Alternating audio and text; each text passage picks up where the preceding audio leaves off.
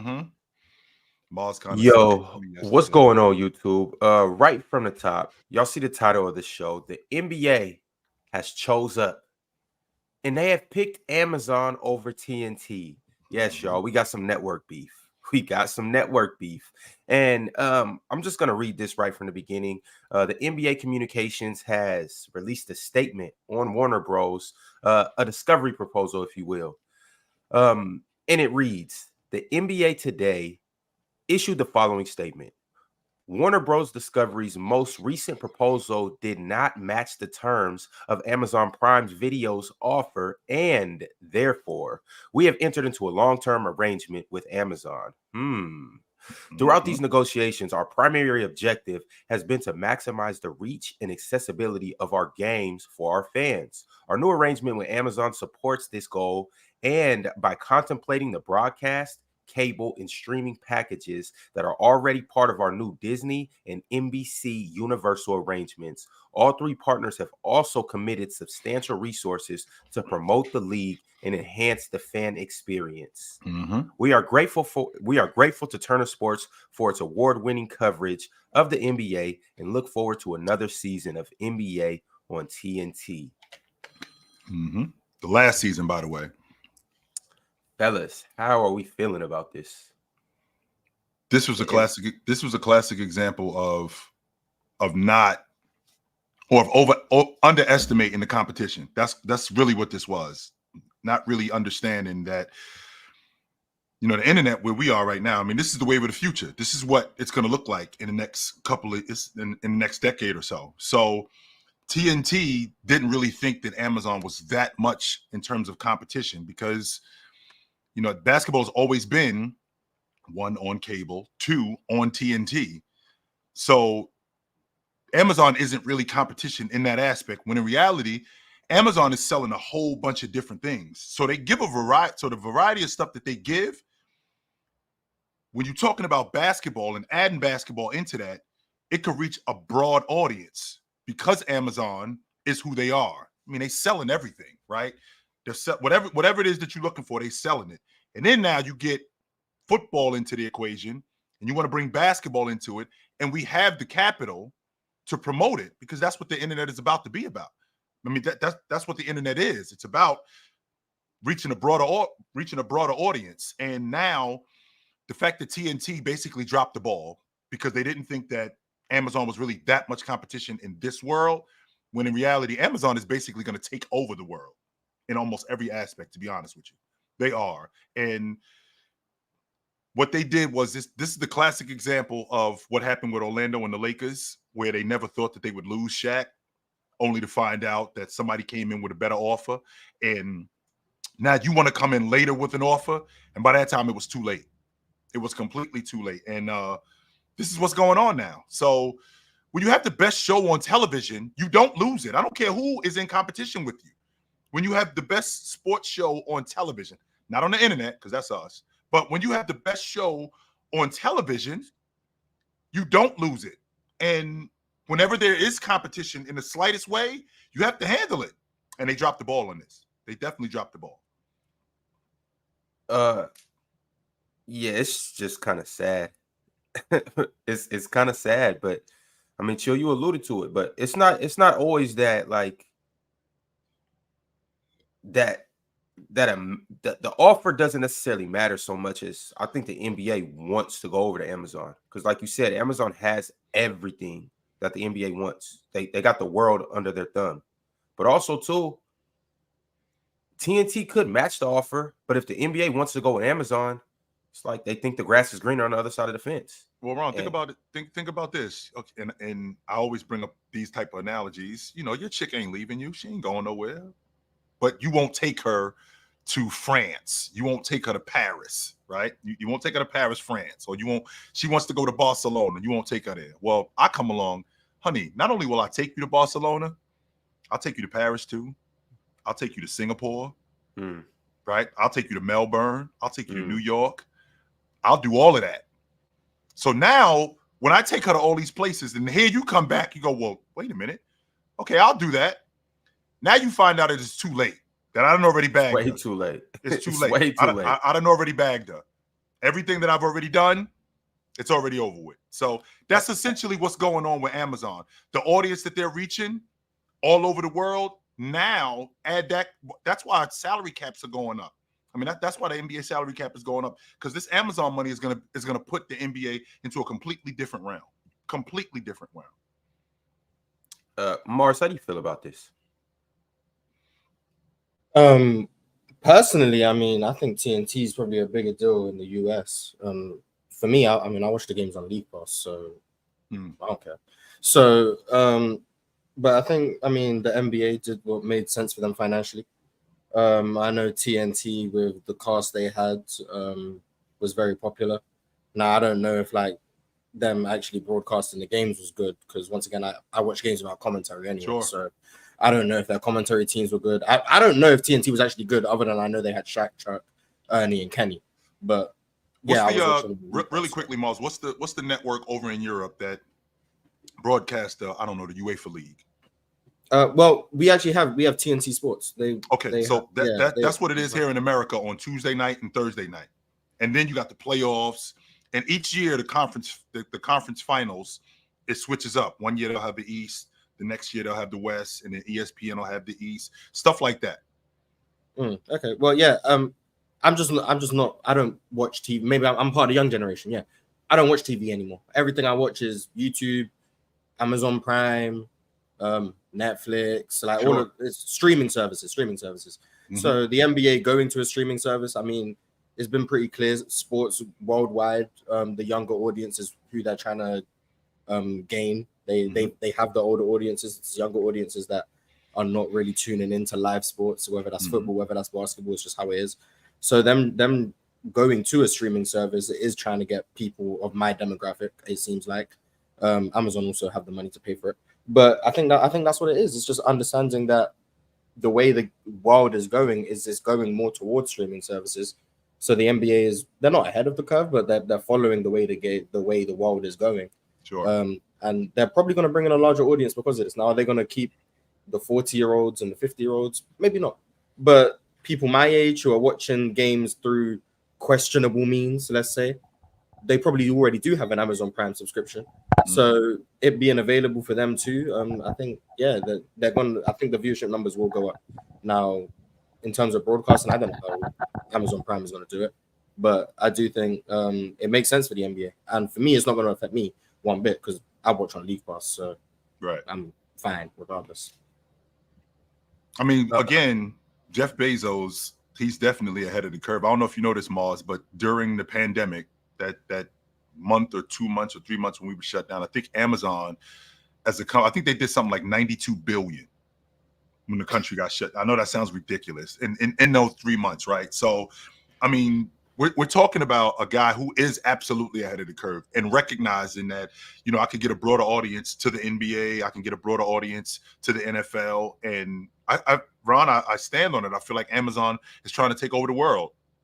I do. I think he's ahead of the curve for many different reasons. Some of that is he has an unprecedented amount of access to information, and he takes advantage of that in ways that literally no one else can, which is how you short the market. But that's literally a whole different conversation altogether about ethics and who's allowed what at that table. But yes, welcome everyone. Hi, happy to see you, Ron. Good to see you, good brother. Mars, great to see you.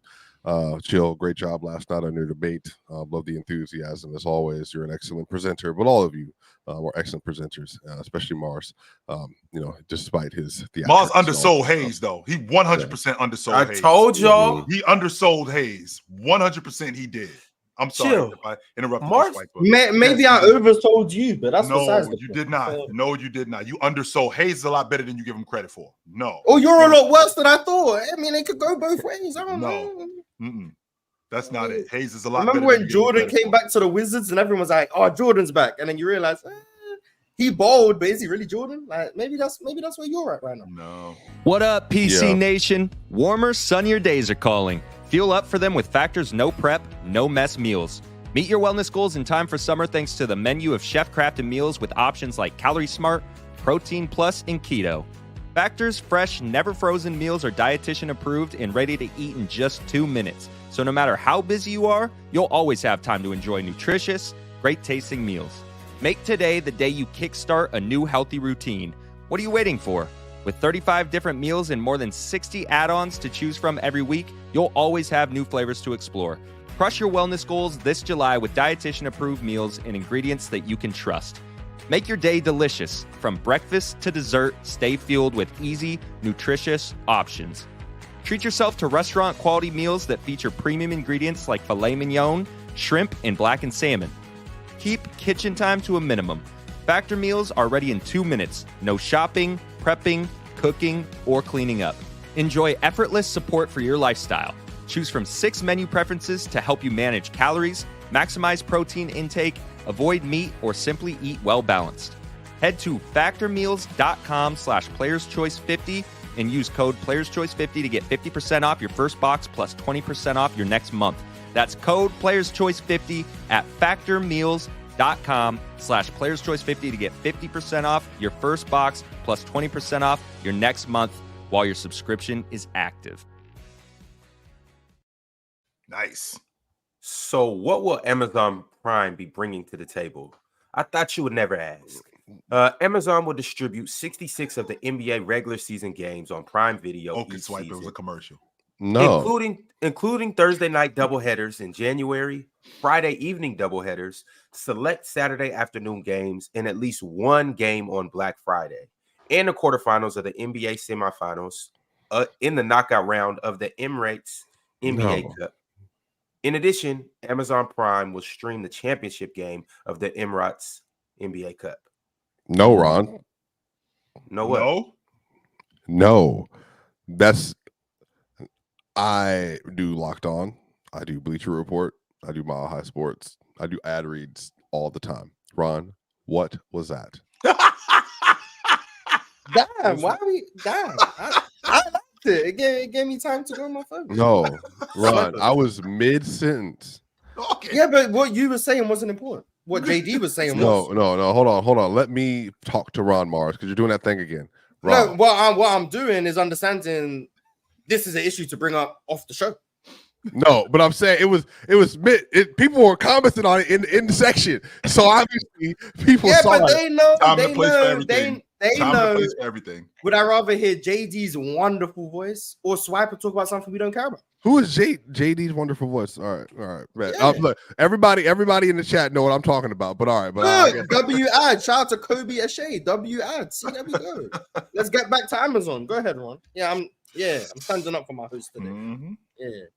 Amazon will also distribute all 6 SoFi NBA play-in tournament games. In the playoffs, Amazon Prime will approximately stream 1/3 of the first round and second rounds each year. Additionally, Prime Video will stream one of the 2 conference final series in the 6 of the 11 years on a rotating basis with NBCU. How we feeling about this? Who's JD, by the way? Damn. We just be letting anyone up here. Yeah, damn. Okay. You don't know JD? Whenever you see your stuff on TikTok and your shorts on shout out YouTube, JD. JD's the Shout out guy. JD. He's the man behind all of that. You the one who helped build the platform. That's what. Yes. So is it a separate JD or is it the same JD? No. It's just what I'm saying, like No, context, Mars. He's the guy. Anyway, great. Amazon Prime. I hope it's going to be a wonderful selection for everyone to choose from for their NBA season this year. Hopefully, the people that Mars referenced, the 50 and above market, are able to access it and have the tools necessary in order to tune into the game, because viewership has been a problem in Colorado, as you all are probably aware of, for the last several years because of the Comcast network altitude thing that's been going on for 1, 2, 3, 4 seasons now, where they've not been able to come to an agreement. And so yes, and it's a lot of people have said on the media side that all you have to do is to get Dish Network or other network, but it's chill, older people are very comfortable with what they're doing, and so transitioning them over, it's a little bit of a process. So hopefully, the NBA will make this transition a little bit smoother for everybody. That way, everybody can have access to the games and stuff. Because I've been an Amazon Prime member for a couple of years now, so it's one thing that I don't have to worry about. doing. But I mean, I didn't know it was that long, Swiper, to be honest with you. I did not know it was that long. And this is what I'm talking about when I talk about the wave of the future. If YouTube had decided, which I got something brought to me yesterday, which makes a lot of sense. If YouTube decided that every last one of us, in order to get on YouTube, costs you 99 cents. Now, for every last one of us, 99 cents doesn't sound like a big deal. But so if $1 a month to be on YouTube, that doesn't really sound like a big deal when you got 4 million, when you got 5 million, you got 500 million people signing up to be on YouTube. Mm-hmm. It's now becoming an even bigger deal. So this is kind of the logic with what's going on with Amazon Prime, where he's looking toward the future that, you know, if I could get people to subscribe to Amazon Prime for $3 a month, if I can get people to subscribe to Amazon Prime for $2 a month, if How much is your Prime membership? I think it's $3. It is something like that. They give a pensioners discount. What the hell? No, I gotta go check it. I think it's like, if I'm not mistaken, I haven't checked it in a while. No, Mars, you don't think that shows the status of Chill's life, that he doesn't know how much his for real. Last I checked, it was like when I first signed up for it. I know it's not more than $10. I know that. I do know that. It looks like it's $15 a month. So about apparently like. So Chill don't even be noticing that money leaving his account. Like, yeah. I think it's probably $3. Don't get on Chill because he got motion. Don't forget, I signed up for this when it first started, so it's not like, you know, I just found out about this. So this been going on. Since y'all brought that up, now I'm gonna go. Now I gotta go check Amazon Prime. Like, what y'all? No, I think it's 15. They give you the pensioners discount. But here's the thing, y'all. I am also one of the people that's like, I have everything for the most part. I don't have Peacock. I don't have Peacock. I don't have that either. That's dumb. That's NBC. But Mars, do you have Peacock? No. Okay, but what they did was, so 2 years ago, Bron, what they wanted to do, this is like really, now we're getting into my world. I love this world. When 2 years ago they transferred The Office over. Did anybody an Office fan up here? You watch The Office? Everybody watch The Office? The show? Ron, you watch The Office? One of the most inappropriate shows in the history of television. Right. But it's a great show. Great show. NBC, they basically moved all of the rights over to Peacock and then took it off Netflix and all that stuff. And so they were trying to get people over there. That was the first thing. Then what they did, somebody brought it up before I said it. Then they brought up the Premier League for Peacock for soccer. And then last year, I don't know if you remember this. Do you remember, Mars? You're a grown man, by the way. Do you remember, y'all, when they put the AFC Championship there? The divisional for the Buffalo game? Mm-hmm. Like, come on, bro. Like, and again, I understand everybody's trying to like do whatever, but Peacock is just another additional thing. I mean, honestly, if I add up all my expenses for Netflix, HBO, Hulu, what else I got? Prime, Apple TV, who got bangers, but you know, I never get a chance to watch Prime anymore. You paying $80 a month. Mm-hmm. And now you got to add Peacock on there to watch like basketball games and watch the NFL. See, Swiper, you're not doing it right. I don't got nothing. She do. You just gotta choose. You gotta choose what game you want to watch, and you gotta choose where you're gonna be at during that. That means, but Ron, dive in with me though, brother. Dive in with me. But that means I gotta stay in that game longer than I want to. So that's what I'm saying. Like, I'd rather have it on me. Make sure it's an arena you want to be in. For how? Yeah. I know some arenas that I go into when the game's over. I don't want to leave. So you signed a lifetime contract? No, he just on the books for that season. That's it. On the books for that season. He just on the books for that season. I might be on the books for that game. Yeah. So Ron out here signing 10 days. Ron out here signing 10-day deals. That's it. You gotta do. Ron out here signing 10-day deals. I get it, no doubt. So this is what happens when, like everything that Swiper just said. This is what happens when now you ultimately get people stealing TV, stealing cable, and stuff like that, because that stuff adds up. It absolutely does add up, and you know. My cable bill from when I first signed up for Xfinity, it is something ridiculous now. So, I mean, a guy like Jeff Bezos and Amazon, they know exactly where the money is, and they know how to corner the market.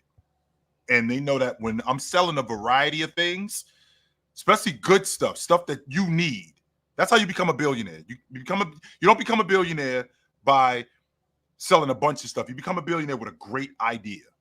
You become a billionaire by having an idea that makes things necessary. I got to be honest with you, Swiper. Just so you know, there was a time when there was this little box that sat next to the phone, and if I called you and you weren't there, that was it. Yep. Like this thing right here, like if I don't have it on me, I feel like I don't have a shirt on. It's now necessary in my life. I have to have it. And that's what basically Jeff Bezos has done with Amazon. He's made it so things are now necessary. That's what Apple has done. They've made it where these things that you didn't have a long time ago in your life, they're now necessary and you can't live without them. And I think that's the route that he's going.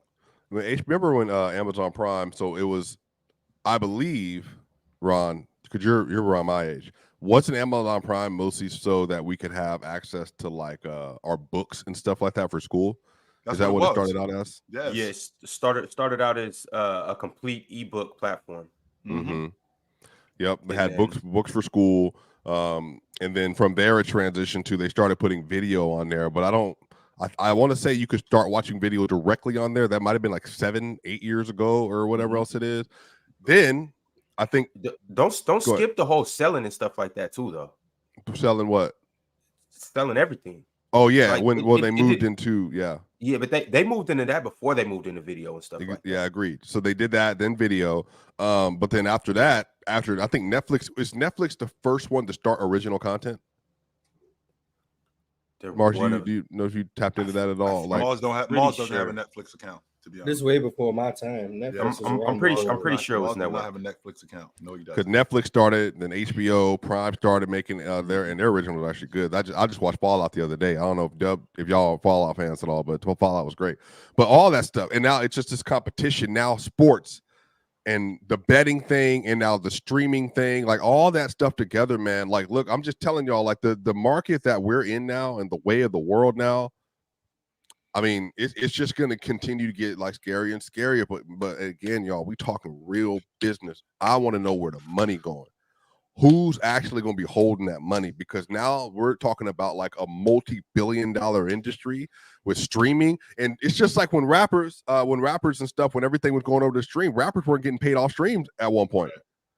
It was going all to the production and to the companies and everything else. So it's going to be a battle like of workers and wages. And it's just, how do you do that in a digital space? I think it's just going to be like, it's just going to be crazy. So that's the conversation, Swiper. That's going to get tricky because when you got a guy like I talked about with the pandemic, where in a 3-month period we're doing 90+ billion. All right, where's the money? Who's getting and this small period of time? And Amazon has gotten significantly bigger since 2020. So I mean, okay, where's the money going? Who's getting the majority of this money? Because I know that your labor, that's probably where you pay the most. That's where you pay the most money with your labor. Because none of this works unless you got people working for you. None of this works unless you had that. That's why we had the writer's strike, though. One more time. That's why we had that writer's strike, though. Right. That's exactly why we had that writer's strike. Sure. Because they were making so much money, but then they were bottlenecking basically the content creators and the production side of it and saying, sure, you're not going to have access to the boom, because they wanted a bigger piece of the pie. It's the same thing with the CBA, the NFL, and the NBA, where the owners are like, well, we're taking the most overhead, so we should make the most money. And then the players are like, no, we're going back and forth and all this other stuff. And then the players in the NFL capitulated over marijuana.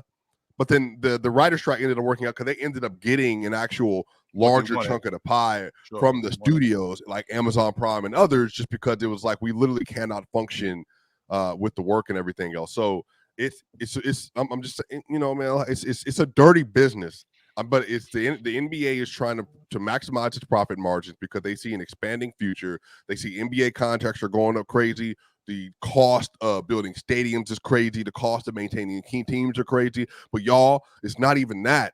The money's the money. They've been had enough money to take care of everything and have some more. But now it's about there's so much money to be made.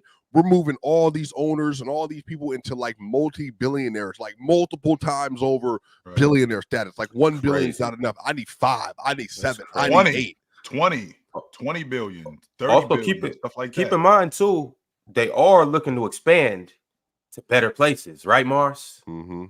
They're looking to expand and grab 2 new teams. Mm-hmm. You know, that's obviously going to cost a good chunk London, of money to Seattle, do that as well.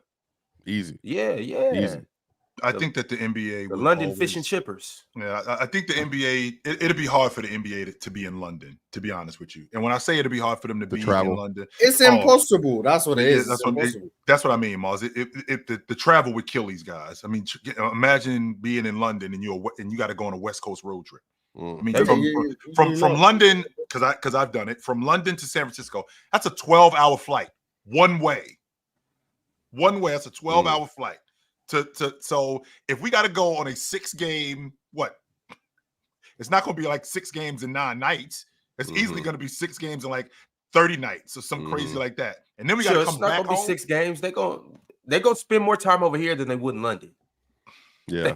It would never. The NBA would never be in Europe. It's going to be Mexico, Vegas, Seattle. Those are going to be the teams they're bringing in. It's not Europe. It's never going to be in Europe. Yeah, for good reason. It's too far away. I'll say I definitely think it's going to happen in the NFL.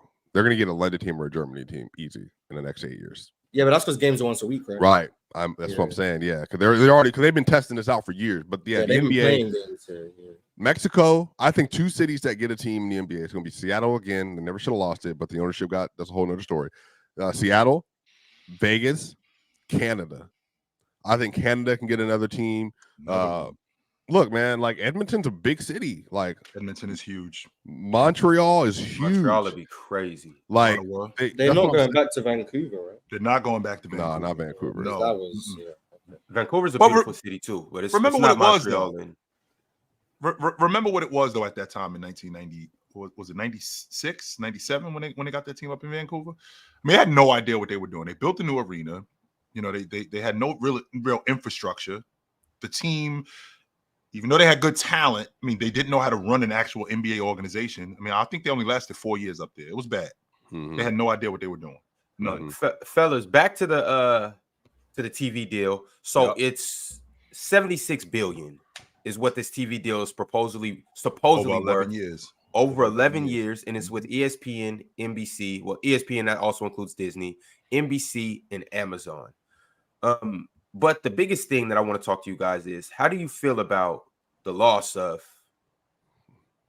NBA on TNT? And that specifically means Shaq, Charles Barkley, Kenny Smith, my man Ernie Johnson. How do we feel about losing these personalities in this specific show? Because quite frankly, that's mainly what this is all about, is that specific show. But also, too, keep in mind, too, you lose personalities like Reggie Miller, and the other guys that are that are involved. It does matter, Mars. These guys call games. That's a big deal. Reggie Miller's a horrible commentator, but I still like Reggie. Reggie got his own moments though. But everybody still randomly out of a job. And again, it's not like they're going to be hurting. Right. Well, that's the other part of that nonsense, y'all. So that even them losing it. Well, TNT's contesting. Did you want to read what TNT said in response, Ron? Yeah, go ahead.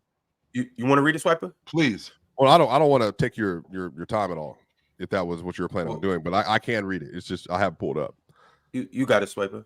All right. Basically, TNT Sports contest.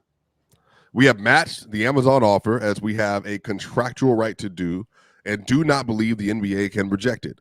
In doing so, they are rejecting the many fans who continue to show their unwavering support for our best in-class coverage delivered through the full combined reach of WBD's video-first distribution platforms, including TNT, home to our 4-decade partnership with the league, and Max, our leading stream service. We think they have grossly misinterpreted our contractual rights with respect to the 2025-26 season and beyond, and we will take appropriate action. We look forward, however, to another great season of the NBA on TNT and Max, including our iconic Inside the NBA. That's what it sounds like to me. Like, y'all can't just take what we ain't giving up nothing. No, you're not just stealing what we have. No, that's what it sounds like to me. And we have a right to protect what we, because that's what basically what Amazon is doing. We're taking this. Right. You guys don't want it. It's not necessarily that you don't want it, but we think that it's more profitable for us than it is for you. So we're going to take it. And TNT's going, no, you're not. No, you're not just taking this away from us. This is just not happening. And I understand that. But Ron, like I told you a little while ago, you might be a little bit too late, because considering the audience that Amazon has. And Swiper, I understand your gripe with Bezos, and the vibe that I get from you is you're not a huge fan of monopolies. You are not a huge fan of monopolies at all, monopolizing any type of entity.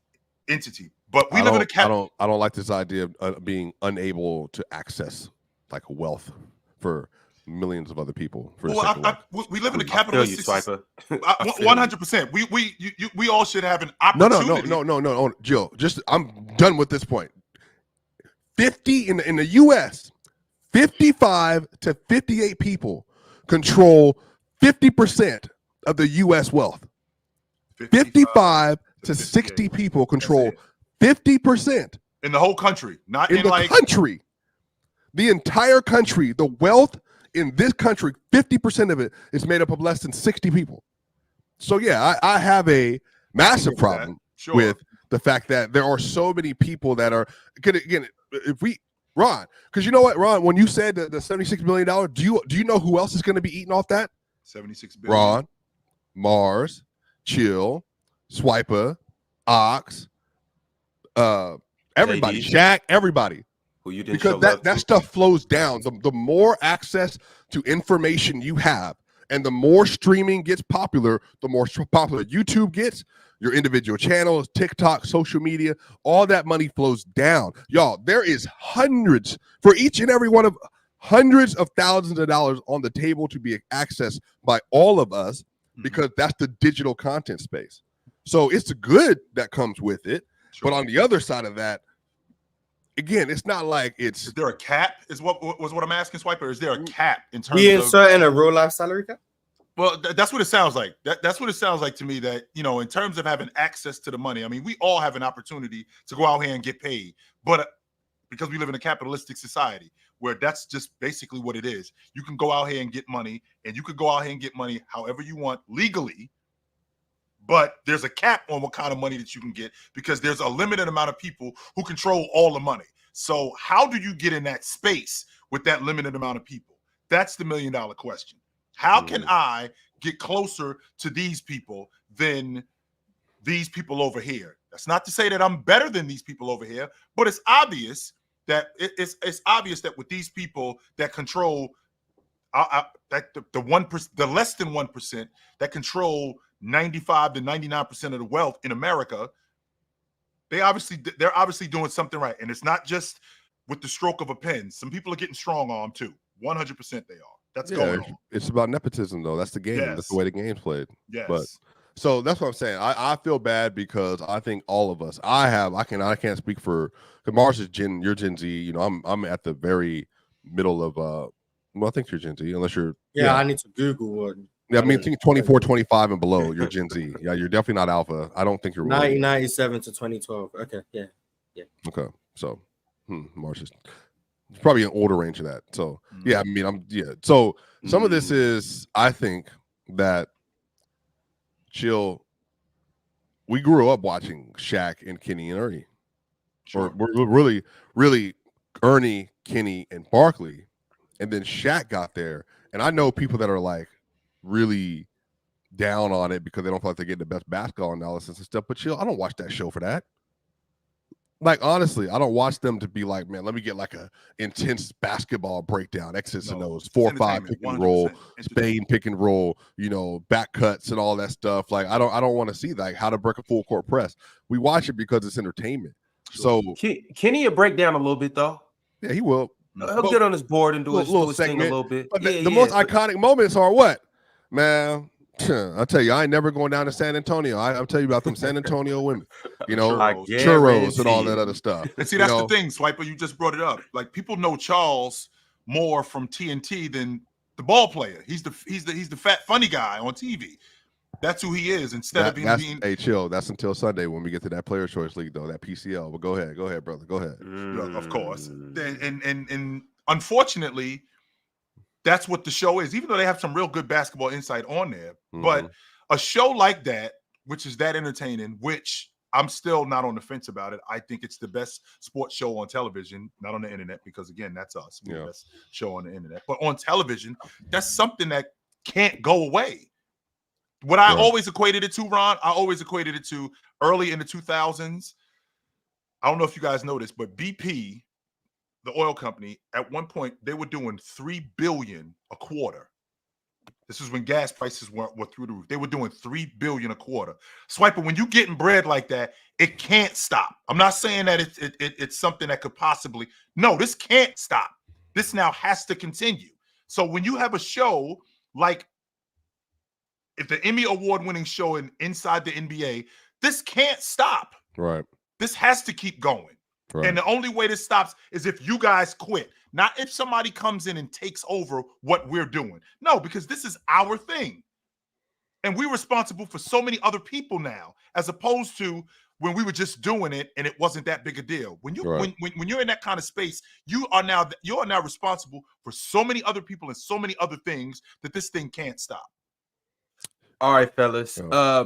I do want to shout out our Telegram sports community chat. If you haven't got a chance to join it, it's pinned right there at the top of the chat. Wait no longer and do yourself no more disservices. Click on that and chat with guys like Big Ox Bob, Mars, and there's some other guys. He who shall not be named. And oh yeah, I'm in there too. A couple other people too. We have a good old time in there. Join up. We always talking sports 24/7 around the clock. I'll wake up at 3 in the morning and they'll be in there talking. So I'm telling you, it's one of the livest group chats that you'll ever join. Also, too, if you haven't got a chance to go to playerschoicemerch.com, you might want to go there because we support winning, and that's the only thing that matters. So go check us out. Grab you some, grab your mama some, grab your sister some, and maybe your granny as well. We got a couple super chats. I'm going to read these off. But first, I am going to acknowledge our new members. Chief became a member today. Shout out to him. Robert Oliver became a member as well. And Multi-Poop Zero also became a member. Shout out to them. And shout out to Multi-Poop. Another super chat from Brian Holiday. He said, do you think Amazon could improve the playoffs presentation? I know people have complained about ABC's presentation in recent years. I don't And know what ABC is ESPN, and ESPN will still be a part of this deal. ABC will still have Sunday games. ABC will still have the NBA finals. ABC and ESPN will still have a major part of this $76 billion deal over the next 11 years. But how do you guys think Amazon's presentation will be? This sucks on the NFL side, so hopefully it gets better. Just so you know, Swiper, I haven't watched one game on them. That's not true. I'll take that back. I might have watched a handful of games. They're closer. Maybe. Their presentation is closer to HBO than it is to Netflix, and that's not a good thing. How does it suck? Like in what ways? Like, Bro, like it's laggy. It's crap. Like really? it will get laggy. It will be slow on the updates. Like the apps are it's hard to get in and out of the screens at times. Now they have a lot of really like quality things about it. Like the I think it's a beautiful like display. Like that stuff. Like I like that stuff. Like it's, you know, when you can clearly see this is the main event of the night, and so they'll have it up there for you.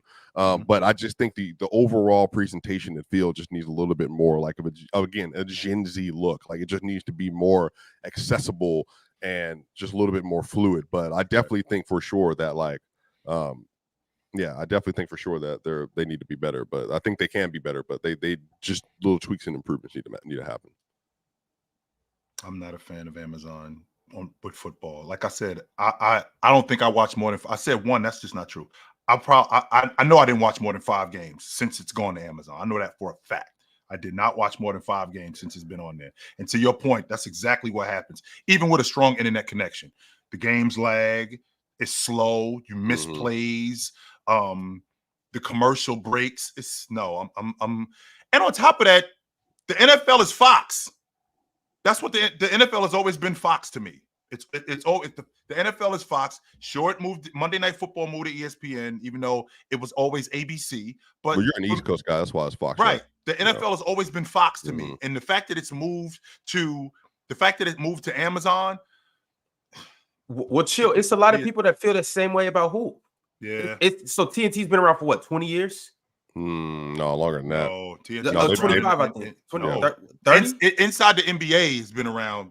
Okay, that's what I'm talking about. Now, if you're talking about them broadcasting games on TNT, that was been going on since the 90s. So it's Yeah. people like me, people Sure. like Ox, people like Swiper, even Mars in his 13 years of life. All Mhm. he's known is TNT. So it's like that's getting ripped from under us. Now we got to go to a whole new experience. So the Mhm. same thing that you're saying, where you're like, that football is Fox. There's Yeah. a lot of people that think basketball is TNT. Yeah.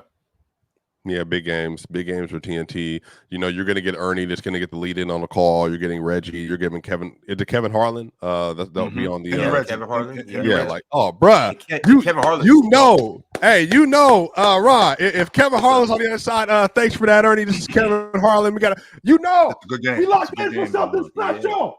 Yeah, it's a good game. It's We a good locked in game. for something special, Locks. It's a good I game, love that man. stuff. When they get to be playoff time and TNT comes on there, it's like, I'm locked in. Seats ready, propped up, Ox. We ready. You know, at first I was about to say, like, relax, but you know, I like your energy. Domantas Sabonis, starting lineup. DeMar DeRozan, Keegan Murray, Eat it, Keon Mars. Ellis, Eat it, De'Aaron Mars. Fox. Let's Eat get it. Mars. That's right, Let's Mars. get it. Eat it. That shit's like, And on Kevin top Harlan, of that, first pick and roll between De'Aaron Fox and Domantas Sabonis. Kick out to Keegan Murray. It's good. and we forget, Yeah, talk and about we it. also, and that's absolutely, that's a fact. Like in the other presentations, like we forget the 40 games and 40 nights. That's part of it. Like, how are they going to do? What's Amazon's pitch going to be? Are we just showing you basketball? What kind of presentation are you going to have? So I know one thing. They better come with it. Or they are going to get flamed. The basketball community is going to be enraged if Amazon, if it's how Swipe was saying it's laggy, chill, how you were saying you don't really feel it because you used to the nostalgia of TNT. If they don't come with some cutting edge, new, dynamic, and some good personalities, yes, we aren't gonna have it. They brought Kirk Herbstreit and Al Michaels on through Amazon to try to coax us, to try to be like, look, we're going to get you the biggest names in the game. We're going to put them on the same broadcast. But guess what? I don't care about watching football on a Thursday. These dudes shouldn't be playing on a Thursday. Take that game out. Take that game out. But I'll tell you what, if they come back and we say Amazon Prime, we'll do you one better. We're going to go ahead and I don't know if they'll do it. We're going to get inside the NBA. We're just going to switch it right over here. I'll be like, all right, cool. I'm locked in. I'll tap in then. Easy. Chuck, y'all be sure to like because Chuck already made it clear that he's out after this season. Yeah, he's done. Well, I thought you said he wanted one more year. Well, this is the year. I think this is the year coming up. This is going to be a real interesting battle. To be honest, Chuck just said she said last year. He said that he just doesn't want to get old and be in his 60s and like he's still on television yapping or whatever. And I'm like, bro, they just gave him like a $20 million a year deal for several years. Like, bro, just lock in with us, Chuck. And on top of that, you already in your 60s, Chuck, on TV, yapping about basketball. Yeah, yapping already. You know what I'm saying? Right. What are you talking about? Why would you not? Why would you not do that? I don't know. Amazon, like, I think they're going to do something really innovative. I don't know what it is, obviously, but I mean, you would have to assume, you know what I'm saying, Amazon, they got access to basically everybody in the world. They're already, you know what I'm saying, they're doing things with everybody. Yeah. I think they're gonna come in, you know, as long as they get around the round table and figure something out. And I'm pretty sure that you can't broadcast basketball games and just be laggy and all this. Like they gotta fix whatever connection issues that you're talking about. So there's no way they're gonna be able to get this type of contract and not be able to deliver quality NBA basketball games. You know what I mean? Right. It can't just be good. No. Yeah. No, it's not gonna work. Nope. No way. It's not gonna work at all. Y'all make sure to like the video, subscribe, and become a member like Multi-Poop. And the reason why I'm shouting out Multi-Poop 0 again is because just like that, he's became a Hall of Famer. Nice. Shout out to Multi-Poop 0, our latest Hall of Famer. We will now be shouting him out every day and talking about, or her out every day and talking about her every day. Multi-Poop, appreciate you. Or they, you're right. Cobra Center Raditz, they became a member too. Dorian Clayton, he became a member as well. And Kendall Daniels, he's been a member for a minute as well. Shout out to these guys. Been holding it down on a membership forefront. And shout out to all the other members too. But I got another super chat as well from Alan L. He said, respect the AD placement. L bag getter swiper. Or the ad AD. placement. Oh. Yeah. Wait, was that a programmed ad placement? No, one just wanted to shut you up. Good Yeah, job. Oh, let's got you this were one. talking and got cut off in the middle of the. Mid sentence, He was yapping. He was yapping. yapping about the content we were talking about. You're right. Mars My is bad. I forgot. He was yapping. I don't know what to tell you. He was yapping. So It was Ron two, just did. it was 2 words into a yap, apparently, Ox. Ron's heard the criticism of him as a host. He's doing better. Good job, Ron. I believe in you. Appreciate You're you, Mars. Notice there's only one you're a person. casualty award, man. You're a casualty award. It's no big deal. Bro. You'll be all right. All I needed was Mars' stamp of approval. Now, my ratings go Gosh. through the roof. Hey, Solid fine. show. I mean, niggas get cut off every day, B. I heard what Mars said about being one at the 60, so I don't know if I want his stamp of approval. Respectfully, respect. Cultured Saunders said, "Dub illegal streaming websites. I'm not paying for shit. Allegedly, of course. Allegedly. So we're not admitting to anything. But it's alleged. I mean, allegedly. I mean, you can't prove anything. Allegedly. Yeah. Allegedly. We got you, Mars. Mhm. We got you. Smooth We understand. Tube said, Mars, we need a wave check. No, Mars got a blowout. That's why you wear that do rag. Mars got a blowout. You got to blow out Mars. Yeah, Mars does not have it. Mars does not have it flat. No, Mars don't do that. Mars got a blowout. Mars, I did not know you blew it out, Mars, but it's good to know. Mhm. Well, Mars, since you overlooked the first super chat, Tito El Baldito doubled down and said second on the Mars wave check. That's 2 Mars. If you get a third one, you have to do it. Wink, wink. If we get a third one, Come on. Mars has to do it. This is part of Mars with the do-rag, Mars with the hoodie. That's part of the costume. That's part of Mars's personality. How you gonna tell Mars while he on stage performing to take off his suit jacket? That's part of the costume. You can't do that. Yeah, also No. that's part of the That's why performance. PC haven't sent me one piece of merch that isn't a hoodie. Like I haven't got one shirt, not one. That's part of the show. You Yeah, can't do everything's that. been a hoodie. All right. But Ron, especially since it's already been 2, you only gonna ask for 3. It's a whole nother 2 hours left in the show. Oh, we're just getting to 3. 3 gonna turn into 6. 6 gonna turn into 12, and then eventually Mars gonna show his blowout. Allegedly, I like it. I like the allegedly logic. Yeah, All right, allegedly. fellas, let's go ahead and keep it pushing. It has been a couple signings as of recently. But we're gonna go straight to the Sixers. The Sixers have allegedly signed Reggie Jackson. Is this Swiper, news to you guys? You wasn't really that big on Reggie Jackson, and I understand that you're not a huge fan of him. I just always felt like he was a plus. I did, and I think you guys look at him like he was just a negative all the time. I just never really felt like that about him. I always thought he was a damn good backup lead guard. I always did, especially when he showed me what he did. I mean, don't get me wrong. I mean, it was only one game when they played when him and DeAndre Jordan looked like Stockton and Malone when he went for like Clippers. yes, when he went for like 30. Him and Jordan 30, 35 and 13. yeah, and I know that on any given night anybody could do that, but I've always felt like Reggie Jackson was a solid backup league guard. That's why he's been in the league for as long as he's been in the league. Now he's a little long in the tooth. What is he? 34, 35, something like that. So with that, he's been in the league for like 15 years, something crazy, like 14 years.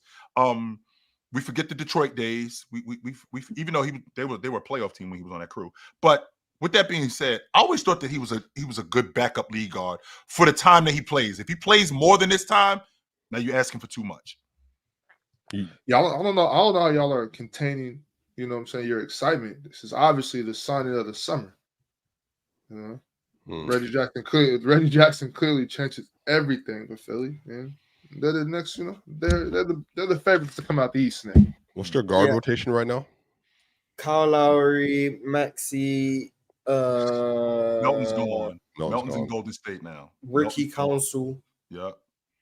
Jared McCain, Eric Gordon, Reggie Jackson. Those are their guards. Yep. Yeah, Reggie's he's going to be sitting on the bench unless Kyle gets hurt. Yeah, he's gonna be third string point guard for sure.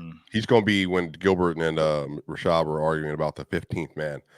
He's going to be around that range. But I think he's going to play more than you think because I'm not sure. I mean, Kyle Lowry, don't forget, he's really long in the tooth. that's what I'm saying. But Kyle is also better than Reggie. I do think that. That I won't argue. No, I won't argue that. Reggie's fine. The problem with Reggie is he played 82 games last year, so he deserves all the credit for that. He earned every cent of his contract. But doesn't have anything he gets to offensively other than like a little bink that's just not as effective anymore. But then on the other end, he defensively, he just is smaller. He's not a thick dude, and he's also like he not injury prone, but like he gets banged up a lot in games. And so when he gets hit, he will stay on the ground for a while, or he'll be kneeled over, kind of running down the court, and he'll kind of delay a little bit. But he has these those kind of miles on. But you got those kind of miles on you, Swiper. That kind of. I mean, I don't think he was getting this nicked up in year 6, right? I don't think he was getting this nicked up when he was in year 5. Okay, I'm in year 14, and the fact that he doesn't have to your estimation, the girth, to get pushed up, to get pushed around, less pushed around like he does. I mean, there's plenty of backup league guards that aren't that in stature, but so they're still solid. He shouldn't, he won't be getting the minutes and worried about it and stuff. So I think, but I also want to say Reggie, of all the people I've met in the industry, he's one of the best people you're going to run into. So he's very good dude, and he's he works with the media very well. I have a very high opinion of Reggie Jackson, so he definitely will be an additive plus to the locker room and to the city of Philly for sure. So Mars, I don't care. Mars, I don't care about Reggie Jackson or Paul George or Kyle Lowry or any of these dudes. We're gonna be healthy. Don't worry. One dude is the post that's holding up this tent. One guy. And I'm tired of talking about it with you, Mars. I am tired of it. This Bentley, this Rolls Royce that we have looks great on the surface, but it can only go so far, then it'll blow a tire. And then we sitting in damn traffic for hours until his tire gets fixed. Then we get back on the road. Oh, the air conditioning is great. And we rolling along great. Everything's fine. Then the motor blows. Now we sitting on the road again for another 2-3 hours until somebody comes and fixes that. I am sick of having this conversation. One guy is the post that's holding up this tent, Mars. One. Speaking of one guy, did you hear the things he's been saying recently? First and foremost, the French are asking him to hand over his passport. That's what they're asking him to do. We can start and stop the conversation with that. Well, his check engine light is on right now, and he's still driving. Like your check engine light is on right now. We love the game. We not respecting someone for loving the game.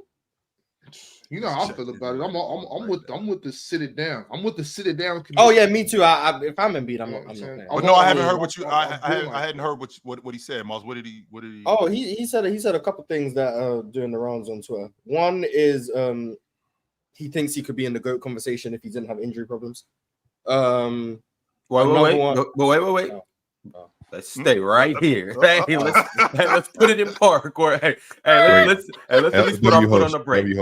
How do we feel about this? No injuries. No injuries. But can we also talk about what that looks like, though?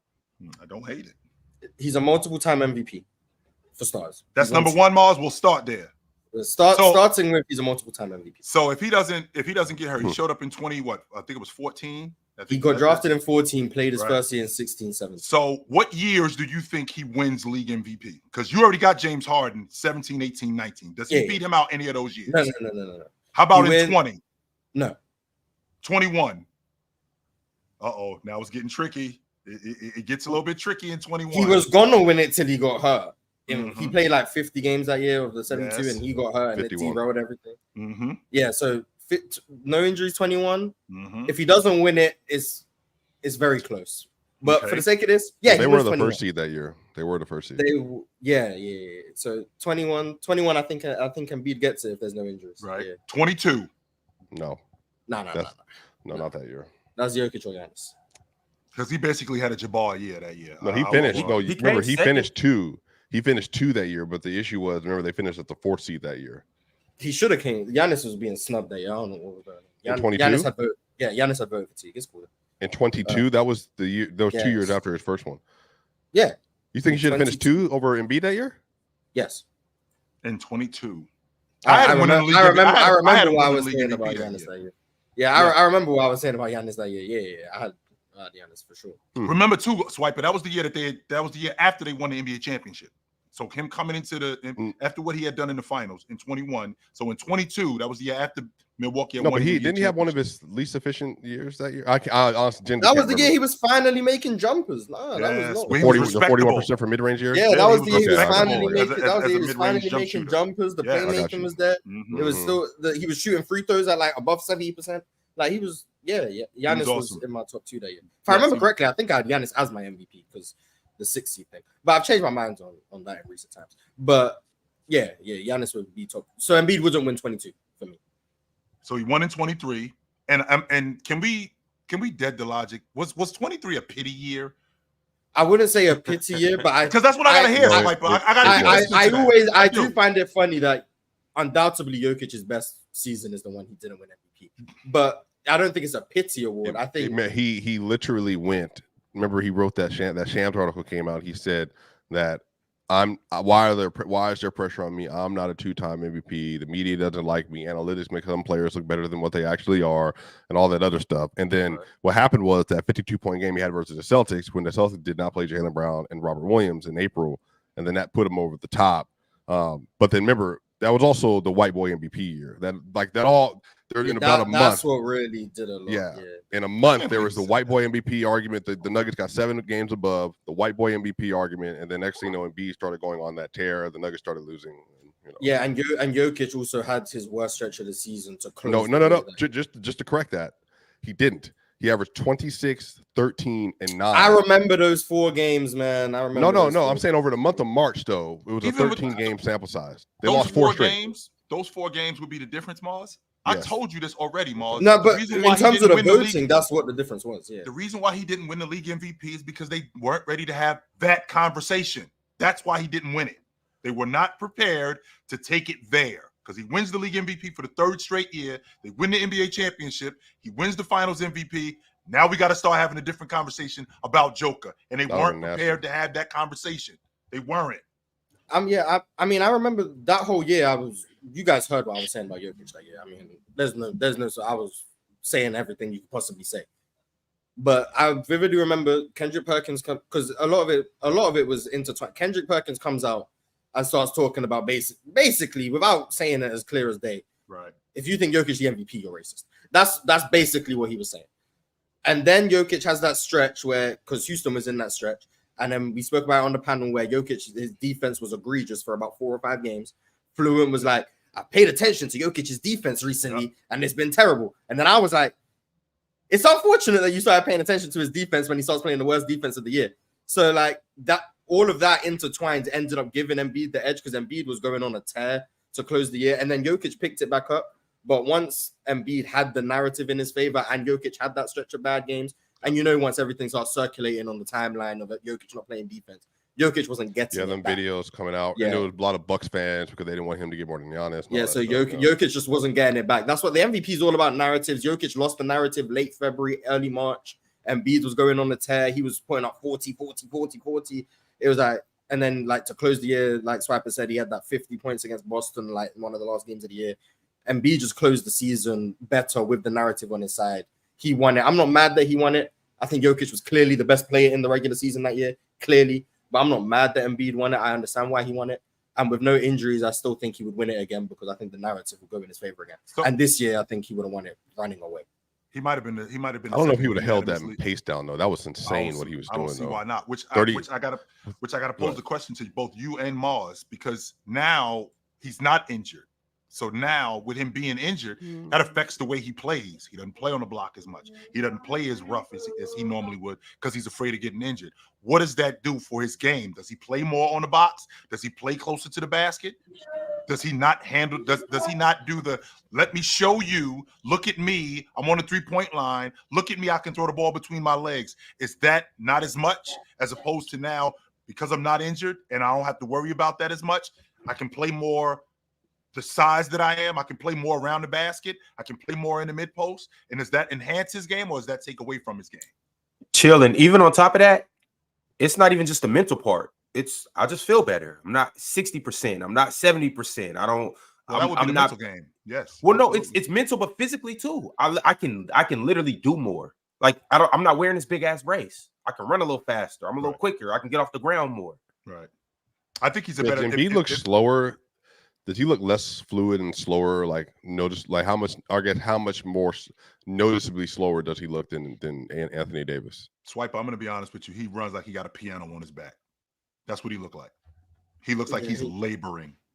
Dude look like he's running with a toddler on his leg. Like you know, like when you come home, when you come home, your toddler jump on your leg, like you know, that's what it looks like.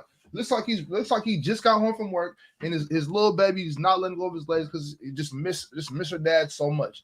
I can't. What are we talking about, y'all? We damn these MVPs y'all talking about. The GOAT conversation. I mean, it's all gonna come down to the playoffs. Like we can 3 MVPs, but it's all gonna come down to the playoffs. It's gonna be will he perform in the postseason if he's 100% healthy. I understand Embiid feeling that way. I think early on in his career, a lot of his playoff mishaps are more than just him being hurt. I do think it plays a part in it, but I do think it's more than just him being hurt. But I also think a big part of Embiid's playoff legacy is he hasn't got to the conference finals. But then I look at it and I'm like, they win while he's out there. Like I can't be like, well, Embiid's not that guy because they're losing in the times he's off the court. Not in terms of games he's not playing, in terms of he goes to the bench and they get smoked. Like, am I meant to blame Embiid for that? So like, I'm less on the he has to win, but in terms of his offensive game falling off, I do think in recent years, like 22, 23, 24, I do think he'd play better in the playoffs if he was 100% healthy. And I do think that would help him a lot. But I think they still should have beat the Hawks even if Embiid was healty. And that was such even an Embiid wasn't he got healthy, and I saw shout out B More. He posted not B More. Somebody posted the West from Six Man from YouTube when B got ripped by Danilo Gallinari at the end of the game 7. I completely forgot about that. I mean, it's just it was a collapse, and it wasn't Ben Simmons. It wasn't just Ben Simmons. So I thought he did a great job defensively on Trae Young, to be honest with you, throughout that entire series. Sure, you can become a bit of a liability when you don't look at the basket, but he did get downhill from time to time. But defensively, I thought he did a great job. Joel Embiid, the way he played, not just in that game 7, even though he was hobbled, they were good enough that they should have beat Atlanta. There was no reason that they should have lost to Atlanta, none whatsoever. Him playing more on the block, but that goes back to around what I talked about with the mental aspect of his game. If I'm hurting, I don't really feel livelier. I don't feel bouncy. I don't really feel as aggressive because I'm hurting. I don't really feel like I can do all the things that I'm able to do. So if he's not like that, then he is a bit more aggressive. And I think Doc Rivers not necessarily uses him different. I think he implements himself more. But the fact that they lost to Atlanta, that's inexcusable. They shouldn't have lost to them. No. I think Embiid just has clear flaws, and they're getting better in terms of mapping the floor and processing. But in 21, you could see he just had clear flaws in terms of being able to read defenses, and that's why Atlanta played. Like, I still think Embiid overall played well. I do think the torn meniscus affected him, but he still, like, in terms of once Atlanta stopped just sending doubles from one pass away, he struggled. Like, that's why his turnovers go up in the playoffs. Not because just he's injured, it's because defenses become more complex and he struggles to read defenses. Like, he's not a perfect player, but I do think the GOAT is a stretch. I mean, we know who we're talking about when we say the GOAT. Like, whether or not you think it's LeBron or Jordan or Kareem or Kobe or Bill Russell, whoever, we know, like, the group of players that you're talking about. Do I think Embiid is of that level? No. But do I think Embiid has a right to feel that way? Yes. I think any player of Embiid's stature saying, I think I'm just as good as these guys, I don't think it's crazy for him to say that, for him to believe that. Now, Mars, you're saying that he's not of that level. Is it because of the injuries that we've seen? Because, again, we're talking about a guy who he's not injured. The idea of him struggling with the double team and when it comes from the weak side of the floor as opposed to one pass, even though there's a bunch of different spots on the floor where it's one pass away. But I could say the same thing about Olajuwon. You know, Olajuwon had a difficult time passing out of the double team. Moses Malone was a black hole. Sure, none of these guys are considered. He ain't in the GOAT conversation. Right, none of these guys are in the GOAT conversation. But I bring that up to say that Joel Embiid, as time went on, he did improve. And him being bigger, without the injuries, does he perform better? Is he more aggressive? And does that enhance him being a big man? I can't say with 100% certainty that it doesn't. he performs better. I just don't know how much of higher regard it puts him in. I think the difference between him and Hakeem is, even though Hakeem did have similar flaws, and Hakeem, by his own admission, has said he didn't trust his teammates for a long time. So He did. but it's about, then it comes down to the difference in era. Hakeem's era, his ability to play make out of doubles wasn't as necessary as it is for Joel Embiid. And that's not me dismissing the 90s. I'm talking about when you look at the way the defenses were playing, Hakeem is playing against versus Joel Embiid. Yes, Hakeem was going up against better post defenders and stuff. But in terms of the complexity and where they're sending doubles from, and just in terms of the defensive rules and structure, Hakeem wasn't as detrimental that he didn't see the floor as well as Joel. Also, Hakeem's probably a better tough shot maker than Joel too, so he could get away with it more. And the defensive side of the ball, because once again, because of the rules and what Hakeem was able to do in terms of camping in the lane and his mobility on defense, which was much better than Joel, even when Joel was healthy, he was more of a defensive. He made more of a defensive impact too. So just the era differences, then the mobility that Hakeem has an advantage of, and then just top of the added to the skill set. I just don't think Joel is better than Hakeem. And I don't think even if Joel's been healthy his whole career, he would be better than Hakeem. But I think he'd be better than he is, and he'd be held in higher regards. I think Joel Embiid is critically underrated, but I don't think that makes I don't think that means he'd be in the GOAT conversation. But I do think I should be able to say Joel Embiid versus David Robinson and not be looked at crazy. Right. But he's been hurt, so I can understand why who's better than. But for me, I think that's the level of player Wouldn't Joel's people in. the biggest pushback would just be the playoffs though with David Robinson? Yeah, but Joel has even more questions for most people. So that's why that's what I'm saying. I think that's the tier of big he's in my opinion. You got Hakeem, Shaq, Kareem, Bill Russell. Right. Jokic is entering that group too. Those guys, I don't think Joel's them. But David Robinson, Embiid, if you want to throw in like the couple years of Bill Walton, you want to maybe you view Ewing in extremely high regard. Sure. That group of bigs, that's where I think Joel should be. But you talk to people and they don't think Joel's better than Dwight Howard. And that's like, but he is. Do you think they're ranked the same in all time discussions? That's where it gets tricky. Similar? I'll keep going. I'm sorry. Do I think who gets ranked the same in all time discussions? Do you think they're ranked similarly in all time discussions? Because I think Embiid's only mishap is the it's just going to be the playoff stuff. But to me, the injuries don't make as much of a difference as he still is an MVP player for 4 years. For these last 4 years, he's been an MVP player. It's him. But see, that's the thing, though, Swiper. What you just brought up. He was an MVP player in 2019. With the injuries, he's an MVP player. And on top of that, we're talking about a guy when he first showed up, the big man era was basically lagging. It was weak. So if he's not injured and he comes in and dominates like that, we already know that this is a copycat league. So if he comes in and dominates the way I think he could, because I actually thought that he could be Olajuwon. I thought he could be that good or even better. So if he's coming in and dominating like that and winning, this is a copycat league, which means the big man like that comes back because they have to predicate what they're doing based on what Joel Embiid is doing. So if we're playing against a weak big man era and he's dominating that era and he's winning, we have to start talking about him in a completely different regard, especially if he's winning at a high rate. And the winning is something we absolutely have to factor in. Mars, I'm gonna ask you to do me a favor because obviously the first 2 years we're talking about him being healthy, so I guess we can put those on the table. But even if we don't, we've had 8 seasons of Joel Embiid, correct? Correct. Mm-hmm. Mars, can you break down all the postseasons he was injured? Oh, the ones okay. Yeah, that's easy. So his first ever postseason was 2018. He was hurt. If anyone remembers, Markel Fultz ran into him on a dribble handoff and broke his face. Joel Embiid went into the playoffs with a broken face in 2018. In 2019, he was dealing with knee tendonitis, and then you had the whole issue with the illness he was going through. I don't know if it was food poisoning or what, but he had the illness that people bitch assness. Sure, call it what you want. But 2019, that's what he was dealing with. 2020, he was healthy. Ben Simmons was hurt, but Joel Embiid was healthy. 2021, he had a torn meniscus. In 2022, he had a broken face again. He broke his face in the playoffs that year, playing in a game that they had already won, but he was still in the game late. He broke his face. He was dealing with a thumb ligament injury, a torn ligament or something in his hand. Can't remember what hand. I think it was his right hand. And then in 2023, he had the knee sprain that he sustained against Brooklyn. Played against Boston with the knee sprain. You saw how he looked. And then this past year, he had another torn meniscus that he was recovering from. We seen the knee brace. He spoke about it that he just didn't feel right. He just wanted to be out there, but he wasn't himself out there. So the only postseason he's been healthy is 2020.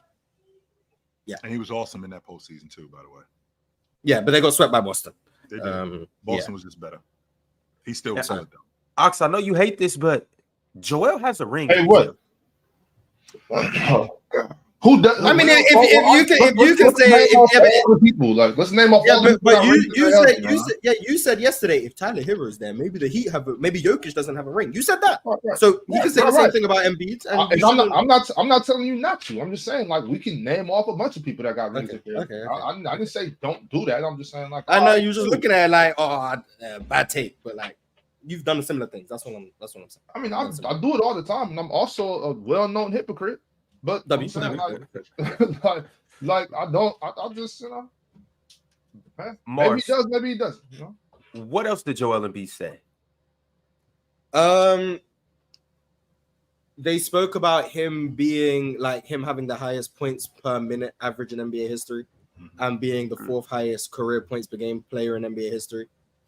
So then he asked if he was the best scorer of all time. And then, so they spoke about the difference between the better career and the better player. And then they spoke about like how many players are better than Joel Embiid historically.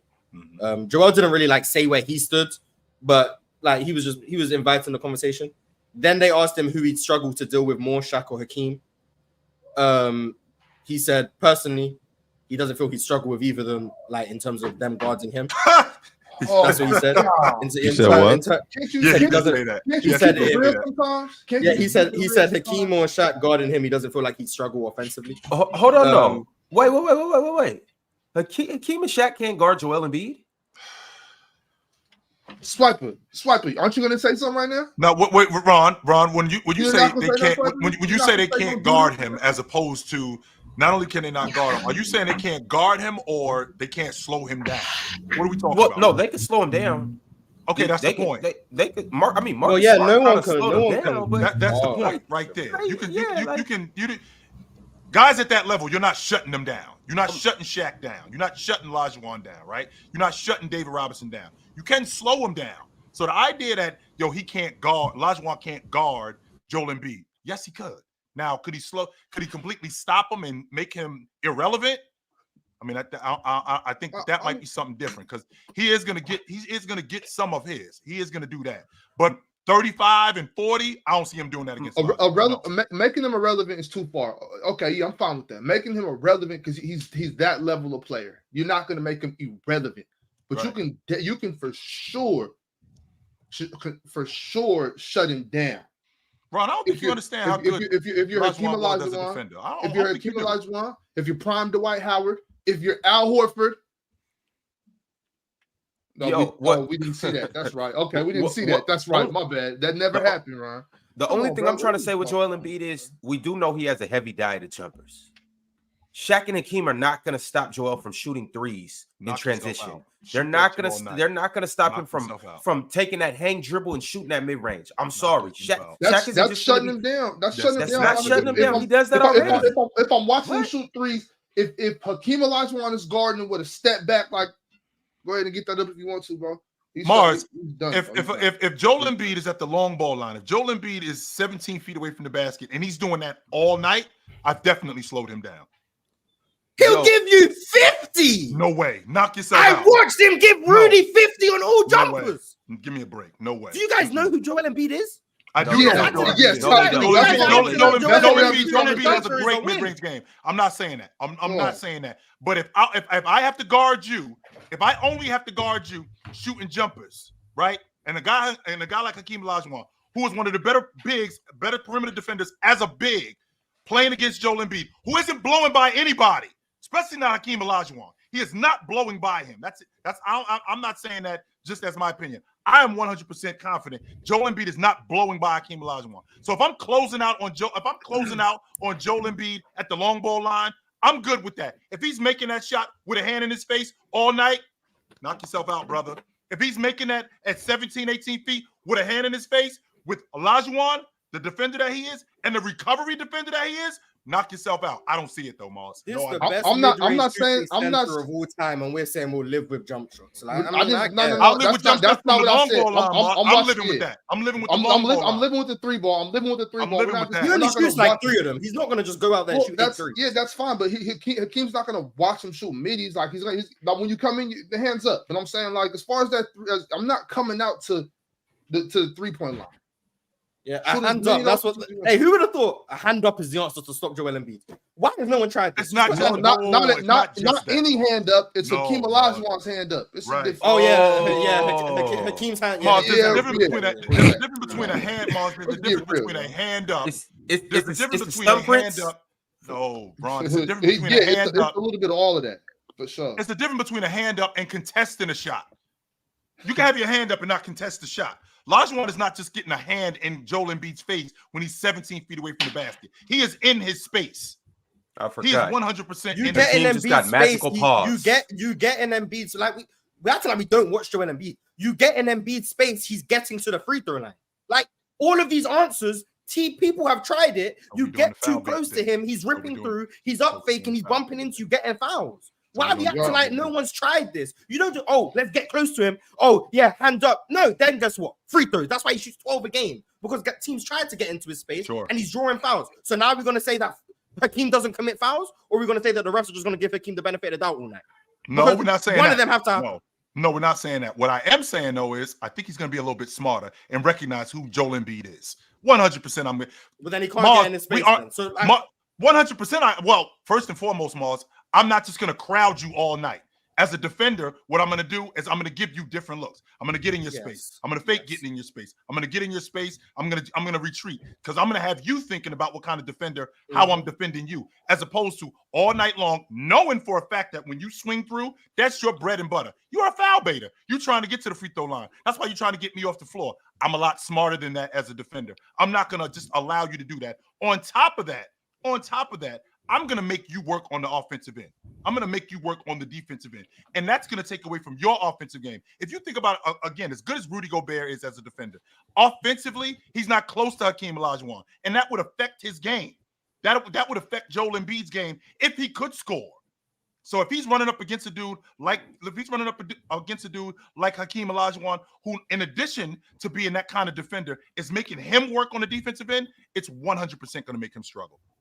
That's fine. I'm not saying I'm not saying Joel's gonna, because it started off as a 1-on-1 matchup. Then they spoke about 5-on-5. No. It's just us. It's just us two. Yeah. So I'm just telling you the context of the conversation they had. They started off talking about 1-on-1, who would win, Shaq, Hakeem versus Joel Embiid. Then he spoke about like how we don't think either of them can guard him, and Shaq's physical dominance would be like tough to guard, all of those things. And then they spoke about it in the team concept, but 1-on-1. Yeah, you give someone different looks. I'm not denying that. Hakeem's a great tough shot maker. He's going to make Joel work on defense. I understand that. But to imply that Hakeem is going to try stuff that other people haven't tried defensively is just not true. Teams have tried to crowd him. Teams have tried to play off him and play to that little hezzy pool and then contest late. Teams have tried everything. But Joel Embiid knows the counters to what teams try. You press up on him, then he's going to get to the rip through. You're going to have to pull your arms out of there because you know he's going to draw a foul, and then he's shooting. If you don't pull your arms out of there, he's getting a foul. You crowd him. Joel Embiid is undoubtedly stronger than Hakeem. If we try and lie about that, we are lying. Joel Embiid is stronger than Hakeem. He will be able to lower his shoulder. He will bump him off. Just because he's bigger? Is that what we're going on? Because he's stronger. I mean, he's 2-3 inches taller. He weighs about 30 pounds more. He's stronger. Hakeem was once. Shaq was he was also a stronger finesse. Yeah, Shaq was stronger than Hakeem. Yeah, Shaq was stronger. We saw how that went. But keep going. Yeah, Hakeem couldn't guard him. So when I talk about all of those things, you get into his airspace. Embiid is able to bump Hakeem. Not saying he's going to bump him 10 feet away, but to create enough separation for his jumper, which means Hakeem is either going to have to jump to contest, and then Joel's getting to his pump fake, drawing a foul, or he's going to have to contest late, and Joel is one of the best mid-range shooting centers of all time. I've seen someone say, well, he's not the best, so I'm going to say one of the best for the sake of argument. Joel has every counter available in a one-on-one situation. You aren't just stopping Joel one-on-one. Now, in the team concept, then we can have different discussions about Hakeem being the primary defender, the help coming from here and there, shrinking the floor, making him a passer. Joel spoke about that, how he's not a great passer, and his first instinct is always to score. So he struggles to make those reads. In a team concept, go ahead, take Hakeem. One-on-one, we're not going to act like there's an answer for Joel Embiid. There never has been, there never will be. Hakeem isn't magically the answer. That doesn't mean that Hakeem is going to get cooked. It just means Hakeem isn't going to slow him down one-on-one. No one will slow Joel Embiid down one-on-one. It's not possible. You can't slow that man down. It's like saying slow down KD one-on-one. You're not slowing him down. It's KD. Yo, so I got my man John D up here. Y'all see him up here right next to How me. y'all doing? What's up, bro? He is bro? officially What the up, John newest D? member of the PCL. He is actually the favorite to win Group 4. Yes, that is the group with Penn, Gifted, and Swipe up. this guy right here. Yeah. Oh, he said Yes, your name. I sir. didn't have to. I didn't have to. He said your name. But before we get into the PCL and talk on all of that and whatnot, because we did have a phenomenal night last night, we'll get into that. We do got some phenomenal matchups on Sunday too. John D, you stepped into the middle of a crazy conversation. So Yes, we I want to hear did. your very first take on what would Joel Embiid do with Shaq and Hakeem. Okay, so before I start, is this a 1v1 or 5v5? yeah, it's one-on-one. He said One-on-one. he said he wouldn't. He said he wouldn't struggle against them defensively. I mean, offensively, he said he wouldn't struggle against them. Okay, so when I look at the big men of today, and I'm mostly talking about Nikola Jokic and Joel Embiid, there's guys that just can't be stopped. When I'm looking at Joel Embiid, when I'm looking at Nikola Jokic, these guys cannot be slowed down. It doesn't matter if you put a Hakeem in front of him, Shaq, Rudy Gobert, it does not matter. Joel Embiid is great from the mid-range, and I feel like that could be a problem because, like Mars said, you can put a hand in his face. Joel Embiid's going to get to the free throw line, and he's going to make the mid-range shot. Because we've seen this happen. We've seen defensive scheme against Joel Embiid, and it has not worked. He just predominantly took mid-ranges against the New York Knicks due to him being hurt, and he had possibly one of his best playoff series he's ever had. So I feel as though Hakeem, being the defender that he is, he could give Joel Embiid a little bit of problems, but as far as slow him down, I do not feel as though that's going to happen. Mars, where would you rank David Robinson as a mid-range shooter? Among centers? Yes, amongst the big fellas. So centers only because Dirk is obviously number one. We're talking about five. We just talking about the five. Embiid, Hakeem, they're better than him. Okay. I'm thinking about how I feel about Patrick Ewing. Ewing had a money mid-range game. Yes, he did.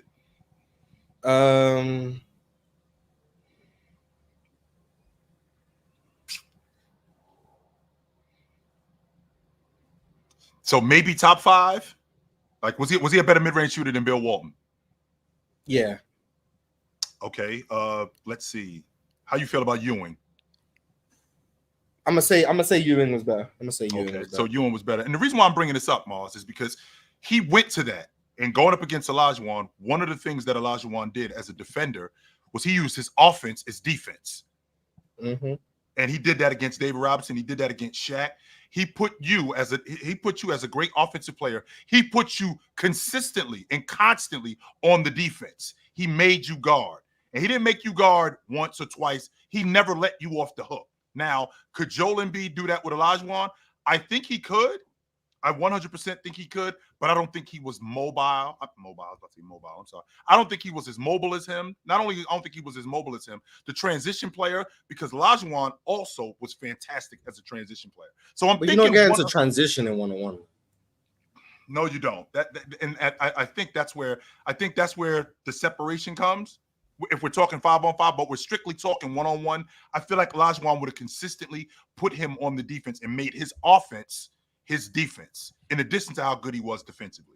See, Joker does that. Joker does that with he does that with Joel Embiid, only except he can't defend like Rudy Gobert, like Anthony Davis. He can't defend like those guys. So it looks way different. That's why they can't put him on Joel Embiid for stretches.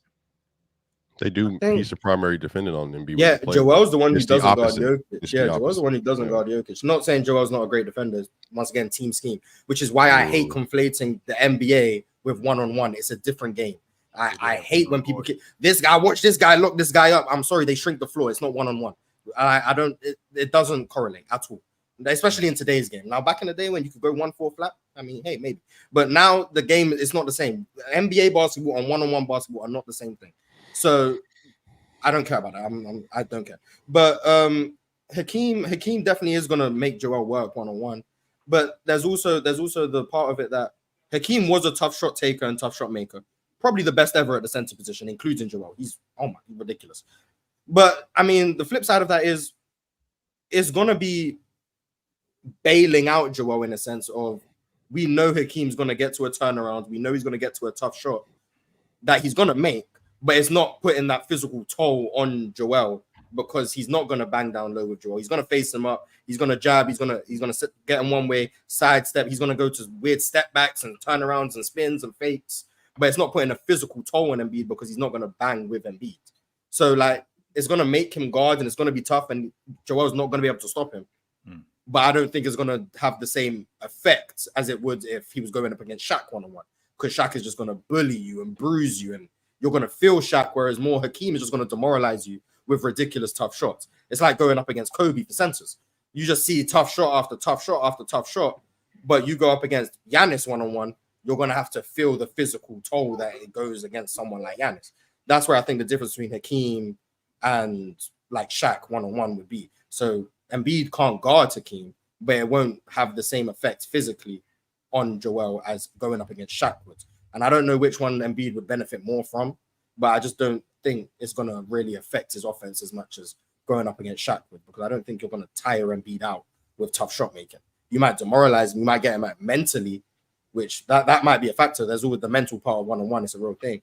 You might get at that, but in terms of like the physical capability, I don't think that's going to affect Joel as much as a one-on-one with Shaq would. And My issue isn't what he said. My issue isn't him saying about him going up against Shaq. The fact that he said, if I went 5 for 20, we get blown out. I was ready to like. Oh yeah, that was the next point I was going to talk about. I was ready to super team stuff. You can, because I was ready to open up the door in my car and roll out of it while I was driving. I was ready to do that. I couldn't.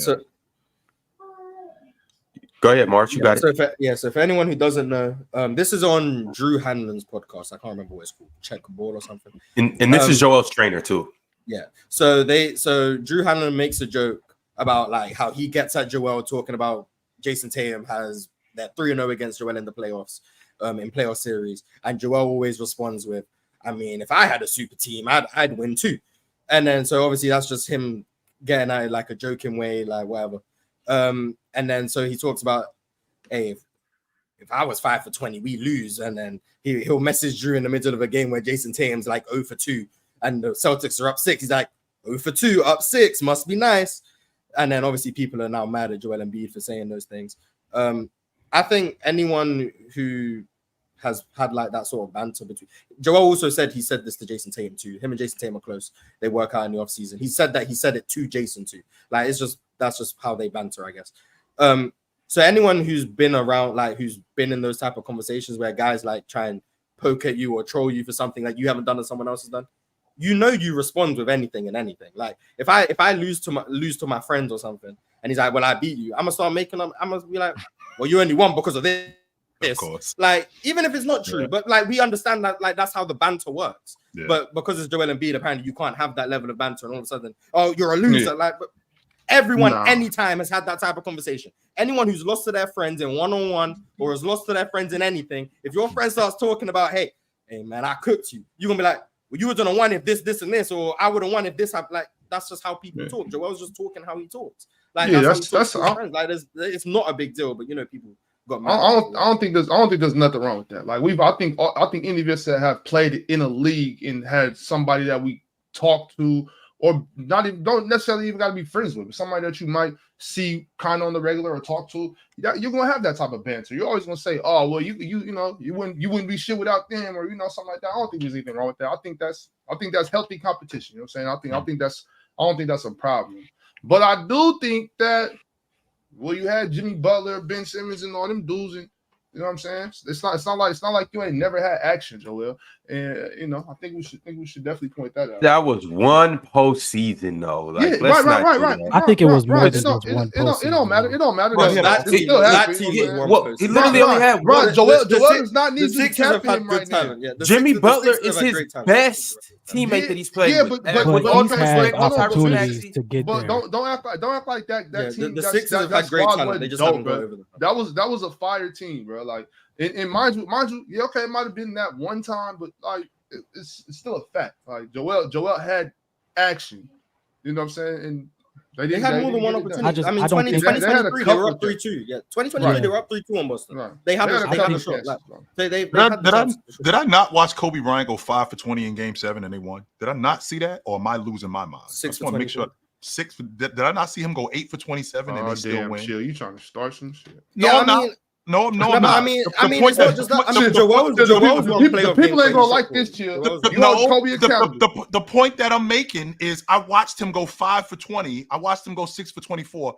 He also went and pulled down 15 rebounds. He did other stuff. So you telling me that because you go 5 for 20, Okay. that's the only reason why y'all gonna lose. So you're not gonna do No, anything else except That's not score. what he's saying. What is he saying then? Well, Chill. I don't he's get he's it. a better his scoring gravity is more important to his team than Jason Tatum's scoring gravity is to his team. And so by nature of being a better scorer, having more scoring gravity, that makes his team is more dependent on their winning success based on how he plays, which is why that high usage, high volume shooter ISO game Right. is more difficult to win with because the variance in your shot is different than moving the ball, spreading the ball around, getting the ball layups, dunks, mid-range, open three-pointers, all that other stuff. So, yeah, I mean, he is right because the team fundamentally depends on him as an offensive player differently than it does Jason Tatum, which is also why, again, so not only does he have more responsibility, but he also plays at a higher level than Tatum because he's a better player than Tatum. So what happens is when that all happens and then you don't do your job and you're not able to hit those shots due to injuries and all that stuff, then yeah, the team will fall apart generally. But I think he went 5 of 18 in Game 7, if I remember. If I don't, if 23. Yeah, it was something to that effect. Yeah. right. So yeah, did they he get blown out in that game? blown out, and Tatum had 51 points. Tatum And at 51. Yeah. And that, Yeah. in Game 7. Mhm. So But the thing is, when Embiid, he is right. But Embiid, the reason why he gets like, people are just tired of like the antics and stuff like that, and the blaming people in the press conferences and, you know, complaining to the media about stuff. I mean, Embiid's an incredible basketball player. I mean, I think Tatum was better than him at different points in time. I think he's been better than Tatum pretty clearly the last couple of seasons. He just can't put it together in the playoffs in the same way. But even in the playoff this year, he averaged like 37 points a game. I'm better than you. If you can't put it together when it matters the most, and I can, No, that's I'm not how better that than works. you. That's Yes, not that's how that exactly how it works. And what should Embiid have So, done differently this let's- year? let's- Hold let's- on, chill. What do you think Embiid, given the circumstances, could have done differently this year in the playoffs that would have changed the situation versus the Knicks? Stayed healthy. But staying healthy, you realize, is not something in that manner because it was a knee issue that had started in the Spurs game, that held him out of the Denver game, and then got hurt more in the Warriors game, and then carried over into the playoffs. And then by the time you get in the playoffs, you already know, like, there's no rest and recovery for real. Sure. And he had a 50-pointer in one of those games, which whatever. But then defensively, he also wasn't the same player. There you Do go. you feel like that's And something? why is that? And why is that? His knees. His mobility was shot, but his rim protection was still carrying the Sixers defense. So, like, that's the thing. Joel plays worse to his standards than his regular season standards, but this past postseason, he still played better than Jason Tatum did. He played better than Jason Tatum did in the postseason. Even if that okay, he just lost and played worse than Sure. he did in the regular season. But he Sure. still played better Okay. than JT. I could get with that logic. But rewind, because what Swiper just talked about, the idea of him having that much gravity as a scorer on his crew. I mean, how can we talk about a guy who doesn't have that much gravity when just this season I'm averaging 27 a game, and the year before that I'm averaging 30 a game. I'm 100% confident But he doesn't. that you can measure scoring gravity. By the way, go ahead. I'm sorry. I'm 100% confident that you guys depend on me heavily when I'm averaging 30 a game, as opposed to if I'm averaging 17 or 16. If I'm averaging 30 a game, you're dependent on that every night. And if I'm only getting, if I'm going, well, they're factually not dependent on that every night because he didn't give them that in the postseason, and they were. And they still won the championship. Yeah, so they that's factually this aren't year. I'm dependent. not even talking about this. I'm not talking Was about. that not what we this was talking about? The season. playoffs this year? Was that not what we was talking about? No, we weren't. Oh, just okay, talking my about, fault. My fault. Then we are talking about the playoffs, but we're not. My point is, we're not just talking about this season. We're talking about Joel Embiid, what he's done in the postseason, and the fact that he's broken down. And in the process of him breaking down, a guy like Jason Tatum, to Swiper's point, when he talked about him not being able to score or them not depending on him in terms of his buckets, I just don't think that that's true because I 22 can't. is the same way, and they lost. So chill. He wasn't good enough. Like the year that he had a similar amount of responsibility in the playoffs, in the finals, he turned the ball over all the time. Yeah, I think he led the playoffs in turnovers, sure. And then in the finals, he couldn't do it. Like he literally could not do it. He did not have the ability to do it, and therefore shot 38% or whatever it was. Over the course of that first final. So I'm saying that, like, dealing with a shoulder injury, but yeah, but I'm saying that's a part of, like, not every player can do that, chill, which is why I think there are just tiers for where players belong. Tatum is not a player that can do that every night, even in a regular season. Embiid has shown when he's healthy, he can give you, chill, most times now, a solid 63 games. But for that 63 games, that's what he played 2 years ago, is what I'm saying. For that 63 games, you're getting tier 1 level regular season basketball. Go ahead. And I'm confident that we've seen that with Jason Tatum. Not to the same degree. But with that being said, you just brought up him losing in the finals. We got there, and we got there off the strength of me scoring the basketball. We got there off the strength of it makes me nuts when I listen to you, Swiper. But here's the thing. It makes me nuts when I listen to you talk about him and how they don't depend on him. I didn't say they as don't. A scorer. I'm not saying that they don't depend on him as a scorer like Philly depends on Joel Embiid. They don't. Hey, I'm the leading scorer on the best team. No, but yeah, chill. But Kevin Durant was the leading scorer on the Warriors. They didn't depend on him like they depended on John Wall in Washington. Like, you get what I'm saying? Like, just because you're the leading scorer on the best team doesn't mean that your team depends on you more than someone else. If Kevin Durant goes in the tank, do the Golden State Warriors win the NBA championship? Or do they lose by? If Kevin Durant isn't there, do they still win? Possibly not. If John Wall isn't on Washington, they win 7 games. One team depends on the other one more. Doesn't mean Kevin Durant isn't better than John Wall. It means one team needs this guy's production more than the other team needs one other guy's. We know the Warriors without Kevin Durant can still make the finals, can still make the playoffs, can still compete in the West. Sure. We know the Washington Wizards without John Wall weren't going to do anything. That doesn't mean that John Wall was better than KD. It just means the Wizards were a worse team overall, which means they needed their best player to raise the floor of that team more than the Warriors needed Kevin Durant to. Jason Tatum, we understand he's a great player, and Boston needs him. They need him defensively to implement their scheme. They need him as a ball handler. They need him as a playmaker. They need him to create advantages. They need him to score the basketball. We know the Boston needs him.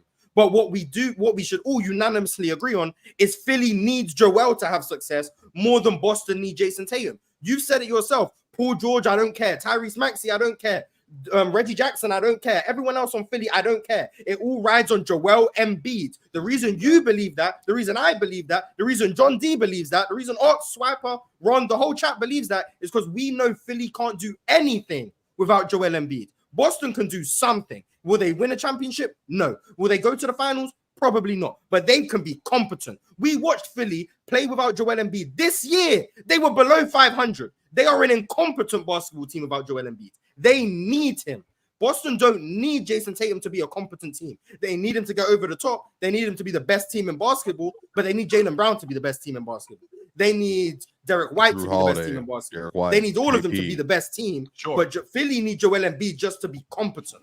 They got Paul George now, Morris. Yo, John, I want you to tap into this conversation again. I got a problem. Hold on. We're gonna get to that. I think it's a bunch of different quotes this summer from Joel Embiid and Paul George. Just two cappers, bro. We're getting to Paul George next, and Joel Embiid also said one more thing.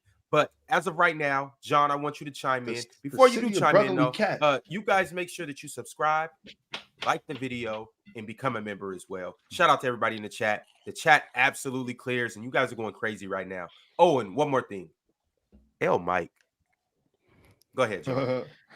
Okay, so when we talk about how much the Boston Celtics depend on Jason Tatum and how much the Philadelphia 76ers depend on Joel Embiid, I think we saw in the NBA Finals how much Jason Tatum can be depended on, because even though he was not shooting at the clip that you would want him to shoot at, he is still driving to the basket. He is still making the defense collapse on him that created open shots for Derek White, Drew Holiday, Kristaps Porzingis, and such other players, because he is still a top-level scorer that defenses are scheming against when they're walking into their arena. As for Joel Embiid, if he is not doing what he does best, the Philadelphia 76ers are not a championship. Which is what? At all.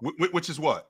When he is not scoring the basketball, when he is not playing effective Rebounding, defense, his when he's not defense. rebounding, Anchoring when the he is defense. clearly injured coming into a game, or when he clearly does not look himself, the Philadelphia 76ers are a much worse team. Just like Mar said, when he was not playing at all, the Philadelphia 76ers were under 500. Their defense tanked. Their offense tanked. They were worse in every single category. So I feel as though Jason Tatum showing what he did in the finals was good for the Boston Celtics, and it showed that the Boston Celtics could depend on him. But when we look at the Philadelphia 76ers, when they don't have Joel Embiid, they're a different tier of team. And I like the Paul George signing, but I still don't think their roster is full enough for where Joel Embiid could take a step back from that type of level, or they could be not as dependent as they were last season. But you think they're a championship level team with Joel when he's healthy? With Joel, I think so. Okay. See, that's where we differ. I don't think they're championship level either way. I think matchup wise, they could definitely make the championship. I'm not going into like right now they're my championship favorite, but as like we've seen multiple times in recent years, if you have the best path to the finals, if you get some injury luck, you could definitely make it. I'm saying that the Philadelphia 76ers could be that type of team, but as a fully healthy going into the playoffs, I still don't think the 76ers are the type of team that can make it to the finals. If they got the injury luck enough to do it. Chill, I'm gonna ask you right now, be honest with me.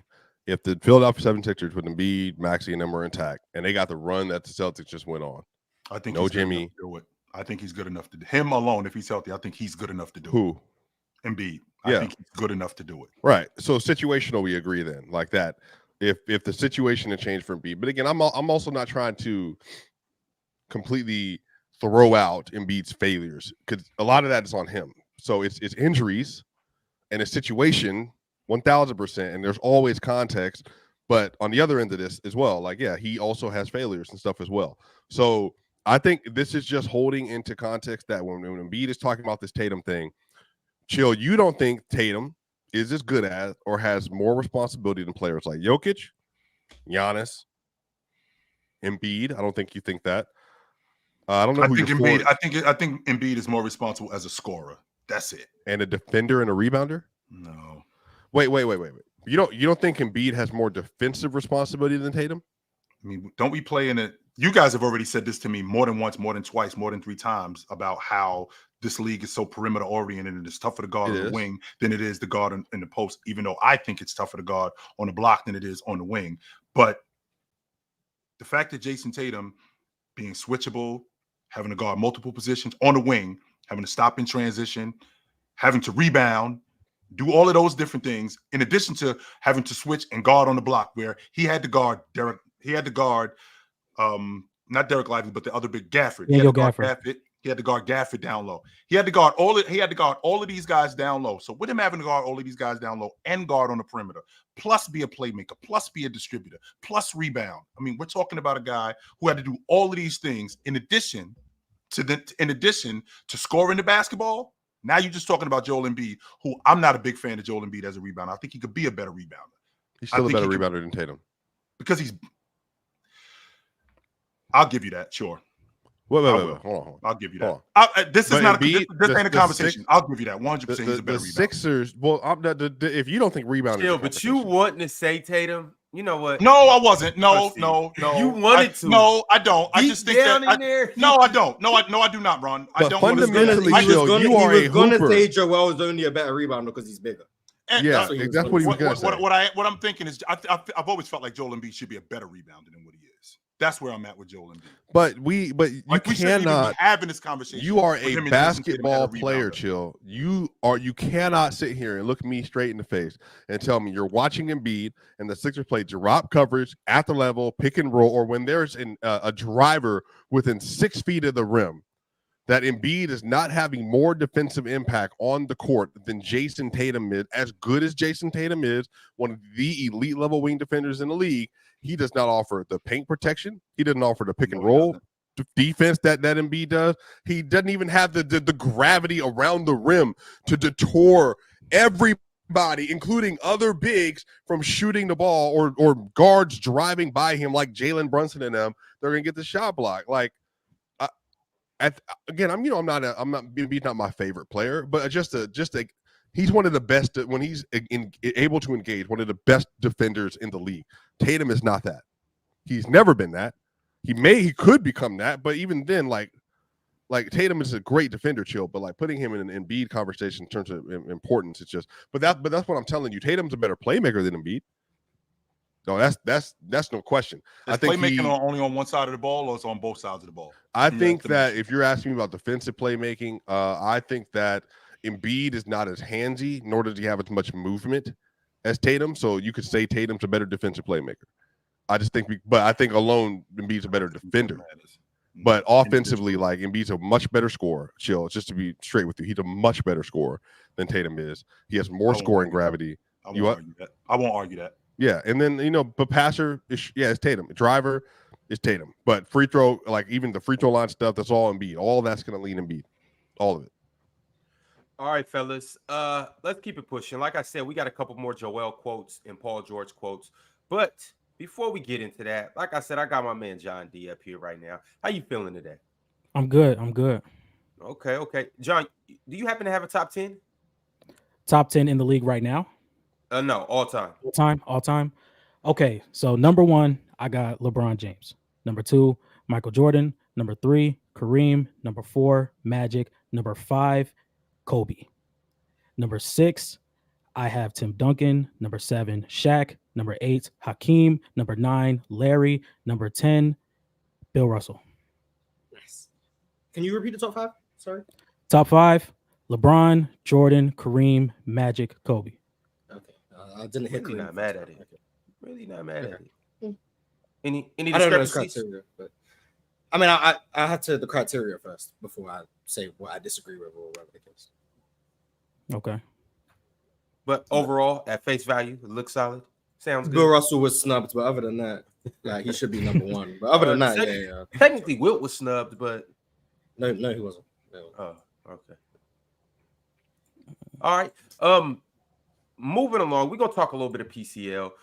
I do want to shout out everybody. Once again shout out our Hall of Famers to Kendall Daniels, Dorian Clayton, Cobra Son of Raditz, and Multi Poop.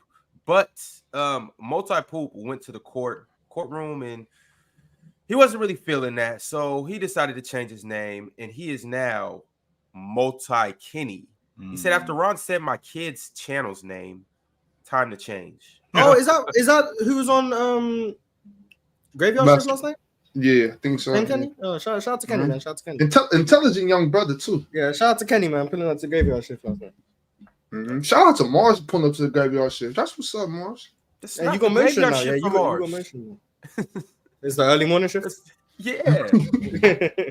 Hey, and Ox, I know I said I would avoid all Ox courts and whatnot, but if this chump in the chat, Mike, wants to smoke, pull up the Ox court and we can settle it like that. Yeah, Mike not. You gotta be respected to come to Ox court. Or you could pull up the PC weekend and we'll have a set of gloves, all right? And we can settle that. Or we can settle it on the court, or we can do whatever you want to do. You know what, Mike? Let's play Uno. Let's have a spelling contest. Are y'all okay with this? The No. host threatening to fight chat members? NCAA off. NCAA, we can do that. NCAA tournament. Bro, you trying to get physical is crazy, bro. So you play games? What kind of games? Sticks. I don't like video games. Yeah, video games. Like No, Nintendo. There are plenty of 50-years that play video games. Man, I quit school because It's not your dang. When did you Sega Genesis was it? You play Tetris? I did play Tetris. Yes, I was actually good at that. Yeah, Yeah, I'm just getting. I did. I You did play Pong? You play Pong? No, I didn't. Ah, okay. Man, All right, man, y'all know about the PCL. If you don't know, you're about to learn now. Last night we had our first round of games, matchups, battles, debates. Some of your favorite guys up here. Chilltown had a debate. Ox had a debate. And they were very entertaining. I got my man John D up here because he also is in the PCL. And what is the PCL? Well, it's the NBA debate league. It will be 7 weeks long. We have 16 contestants, 16 of your favorite contestants, and they will all be battling for $1,000 cash pot, along with this beautiful thing right here that I have over my shoulder, the PCL belt. Now, these are the divisions in case you don't know. And last night, Chill and Hayes proved that their division is reputable because they battled against each other last night. But they also have Jack, Cody, and Dion from Ohio. We seen Jack just yesterday. He came and cooked. So we're expecting a lot from him. And you guys know Dion. He has been nothing short of a prophet up here on Player's Choice. Group 2, we got Pirate, ZZ, Mars, and MTEL. You guys haven't met MTEL yet, but you will soon. You know who Mars is, obviously. We know ZZ from the logo. And Pirate is a folktale legend. And I'm assuming he will prove that in the PCL on Sunday. Also, Group 3, we have OG the Beast. Y'all seen him last night against Big Ox. It was a classic battle. If you missed it, go check it out. Elder Rufus, we seen him last night against Casual as well, and they are in Group 3. That was also a good battle that kicked off the whole PCL. And last but not least, Group 4 consists of Pin, Swiper, Gifted, and John D. Now, Group 4 is heavily represented up here. And so I got to ask you guys a couple questions. John D. Yeah. How does it feel to be in the PCL? Well, all I've been saying ever since I started was I just need a chance. You know, all I need was a chance to really get my name out there and be around some people that I could talk a high level of ball with, because I don't really have that around me. But I'm just thankful for the opportunity, and I'm looking forward to having a really good conversation with multiple people on the show. When you say put your name out there, that means you got a platform? You doing something? Yep. And what's your platform? At the Buzzer Sports. At social the Buzzer media Sports engine. Swiper. Go At do your the scouting. Buzzer Go do your Sports. homework. Can I just not support the black man making content? At the Buzzer Everybody. Sports. At the Buzzer We'll make Sports that on happen. YouTube and TikTok. Oh, I see it. you. Mhm. Shout out, bro. Yeah, man. Keep doing your thing, man. Like we talked about earlier. A video money to about the make. Denver Nuggets. Interesting. All right. So, where you from, John? I'm from Chicago. You from Chicago? So that means you're a Bulls fan? We run into a lot of Chicago people up here, yo. A lot. Kendall from Chicago. This dude from Chicago. Popular in Chicago, man. Yeah, we deal with a lot of what was dude name? Damn, why am I Hayes? No, not Hayes. Hayes from Chicago. Oh, too. SB Sports. He's from Yeah, that Chicago. bomb. Oh my god. He's from Chicago. It's a lot of Chicagoans up here, yo. Word. Oh man, that's my dude. SB. Yeah. You a Bulls fan? SB is my man too. Oh, nah, I'm not a Bulls fan. Who you like? Who are you a fan of? Please don't say the Rockets. I'm a Lakers Warriors. fan. Oh my god, that's the worst thing. Hey, but God okay, damn. but I'm gonna explain. Now, You don't have don't to, want to John. explain. You don't have to, John. The Lakers was winning chips when he was young. That's don't. it. Just Are when you- I'm starting to like. Are you from Chicago? I am from Chicago. I was born in Jersey. I moved to Chicago when I was like 4 Oh. months. So What, I wait, born in what, Jersey. what year? What year, if you don't mind? 2002. Okay. Oh, so but you young, were young. born. You were born Kobe Shaq times, and then when you was actually Well, he was just Kobe fan. when but you Chicago was wasn't doing competent, nothing. when you was competent, it was Kobe's time to. But shine. you had Okay. D Rose, like when you was your youth. Oh though. yeah, D Rose it's is top interesting 3 that you favorite do. players. I think it's interesting that you dudes like roast him when Ox, you be how long you been a Sacramento fan, Ox? All my life. Yeah, 6 months. and All when did the Sacramento Kings get good? Because last I checked, Ox is around that age when they got who? Wait, but look. Hell, Ox, when they got good, when they got Wait. who? Get him chill. But wait a second. So am I Yeah, getting? yeah. Am I on You a trial? bandwagon? You Am I a on bandwagon? trial for being a Kings fan? You in trial for being a bandwagon as well. I'm That's hearing. not how that am I- works, Chill. That's exactly how it works because you roasted me. You roasted me. The 49ers and the Celtics are not in the same tier as the Kings. First and foremost, Chill, you I'm not a from Celtics Chill, fan. you from the East Coast, Meanwhile, you a my Niners 49ers, we fan. didn't make the I was playoffs supporting you for for a 1 decade. year. One We didn't year make you the- were a fan no, of them, and they we won a didn't make the championship. playoffs for a decade, and I still was down with them. You were not. No, after they won championships. Wait, Chill. I was Wait, born in Ox 19 hasn't, I Ox was- hasn't seen his team win a playoff Hold on. series in 16 Chill. years. I And was he's still born. down with them. I was born However, in how did he get down with 1990. them? Chill. Right. So He's when would from you, Sacramento. What the hell? What's going on here? How did I What are you get on talking trial for being about? A Kings fan. This is not the same thing. No, you ain't become a Kings fan until C Webb joined the team, right? No, not but he was not born necessarily- there.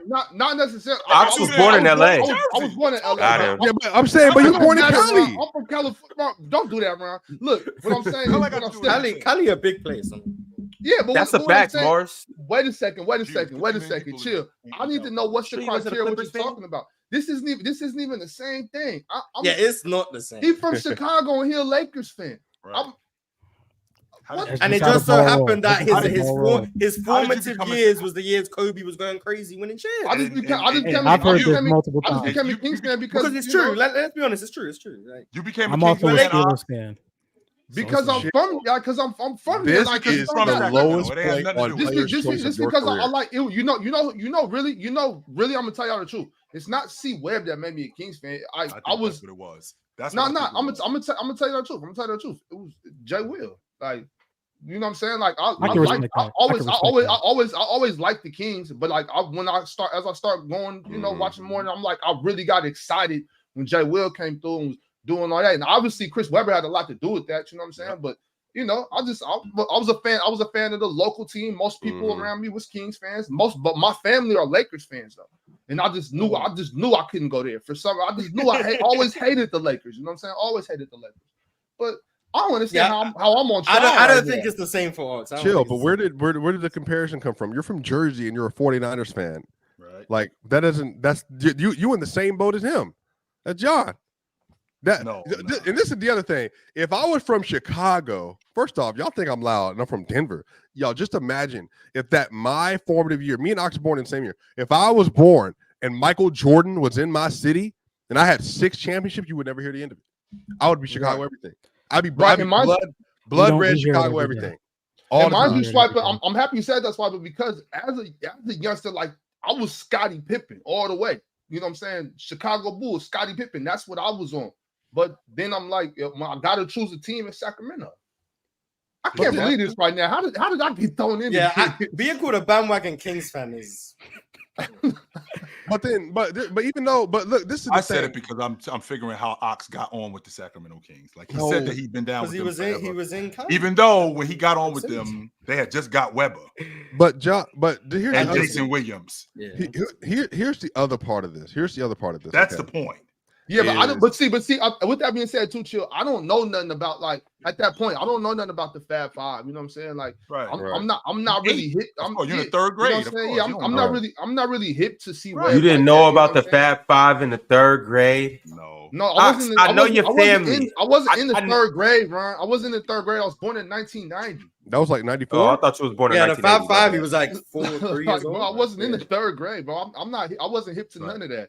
So the first basketball I ever seen was Jordan and the Bulls. Chill. You know My what I'm first saying? rap Like, album was when I bought Mace, and I bought the CD because the album looked cool. Like I mean, this is how young we were at this point in time. So, but John, now I'm not letting that go because everybody know how I feel about that. John, you are probably a really good dude. So this is obviously all jokes. But what I'm saying is, you had D Rose. Yeah, Like, I was 07 big on. on D Rose. I was big on D Rose. How you big enough to switch? be, I not big wasn't- enough to be a Bulls fan, but Yeah, How you not switch? it was I was really a big Kobe guy. I'm a really big Kobe guy. Kobe will always be my favorite player. He will always be my Kobe favorite. ain't played there in 10 years. It is what it is. Shoulda I'm went still back gonna mess home. with Kobe. I'm still gonna mess with Kobe. I just what to root for Josh Giddey hoops? Hey, exactly. I mean, I don't have know. y'all seen the FIBA MVP rankings? Yeah, Skitty 6. No, I haven't. Huh? Oh, shout out to Oh, Josh Giddey. I've been I'll pull it up in a second. We'll get to that. Dyson Daniels is the goat, but you know, that's cool. We love to. All right, but did we see the matchups last night, John? You Yeah, I seen what did. happened? Mhm. Who were you impressed by, and who were you disappointed by, or what did you like the most? I liked the debate between Casual and I'm forgetting his name, but Elder. Elder Rufus. about and Larry Bird versus Kevin Durant. I thought that was a very compelling argument From who? Yeah, that's from Casual. Okay, interesting. Yeah, I really that was the liked his first argument. topic of the first matchup of the first official PCL season. So I'm glad we started I off really on a like good that. note. I really like that. And then we moved on to OG the Beast versus Ox when they talked about Kevin Garnett versus Tim Duncan. I personally thought OG the Beast won that matchup. No offense, Ox, but I think he won that matchup. Damn, you're the first person I've heard who thought. That's the one. That's the one that I watched. You mean like that wasn't that wasn't even close. I don't know if I think. Oh, it was you just think Tim edited Duncan was for both of you pedestrian? You guys. think Tim Duncan was pedestrian? That's why. Oh no. I see what you're trying to do there. I see what you're trying to do there. I'm not falling in that trap. I understand now though, because you think that Casual made a compelling argument in that debate. So now I see. I see. If you think that was a compelling argument, John D. I mean, All right. Tim Duncan. All right, was so pedestrian. last night Mars, that's crazy. the order went Elder Rufus versus Casual.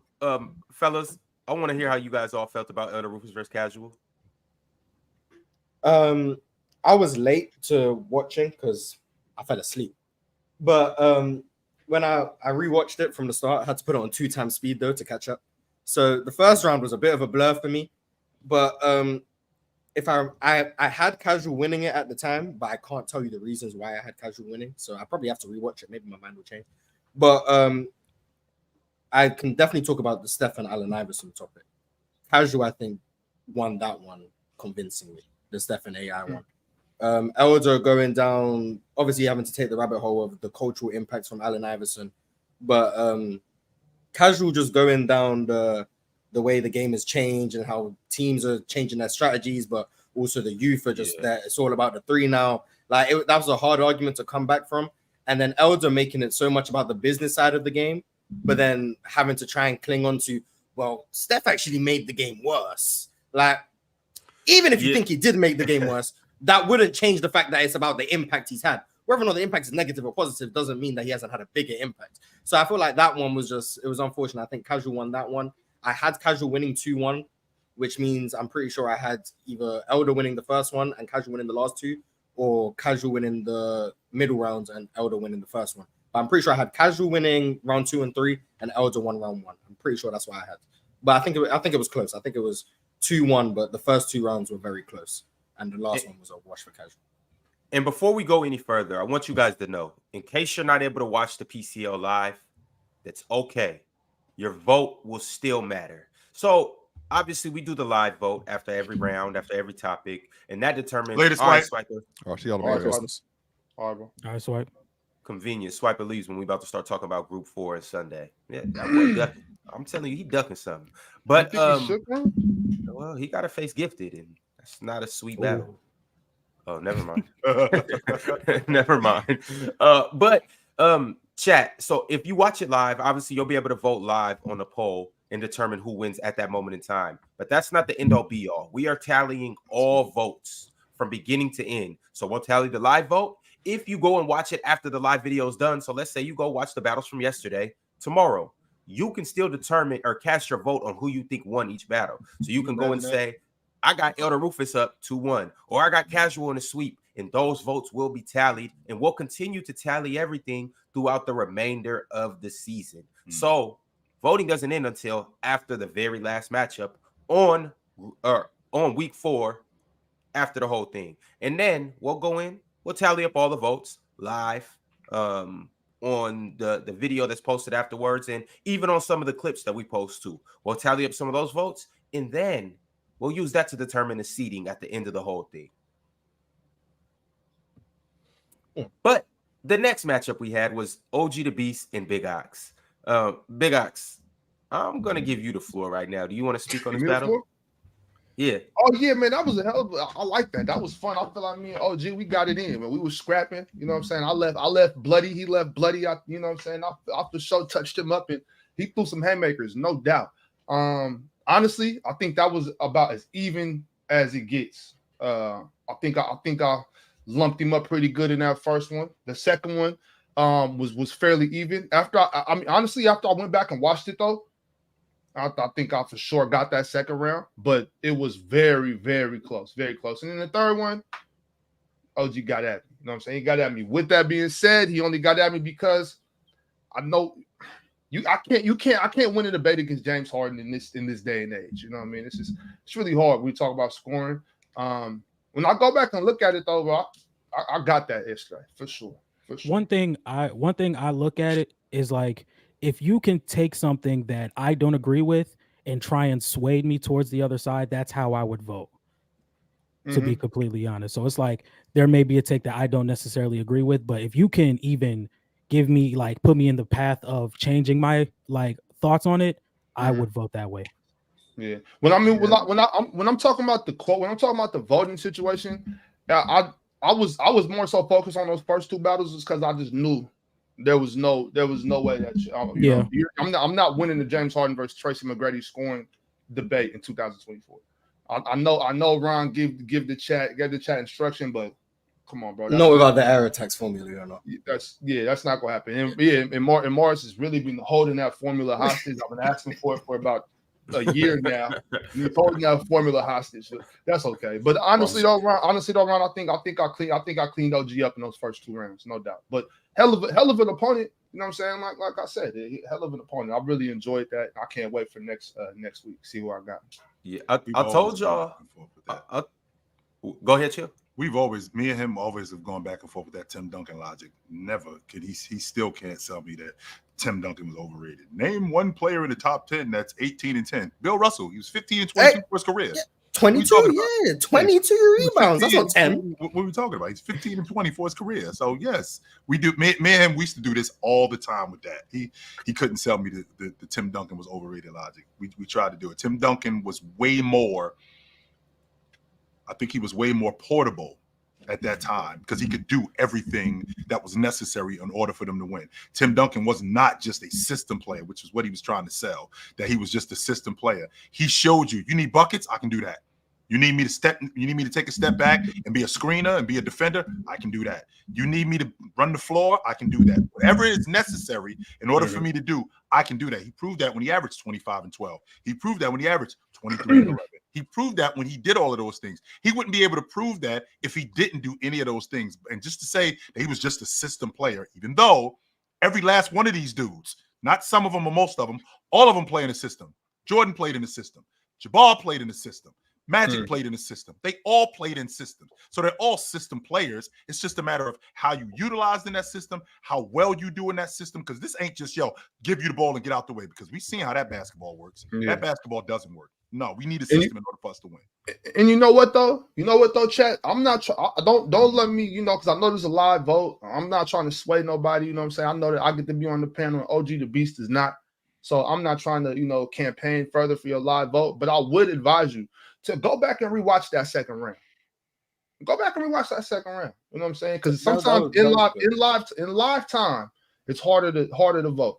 But if you go back and watch that second round, you'll see. I mean, he spent the whole first round talking about what's his name?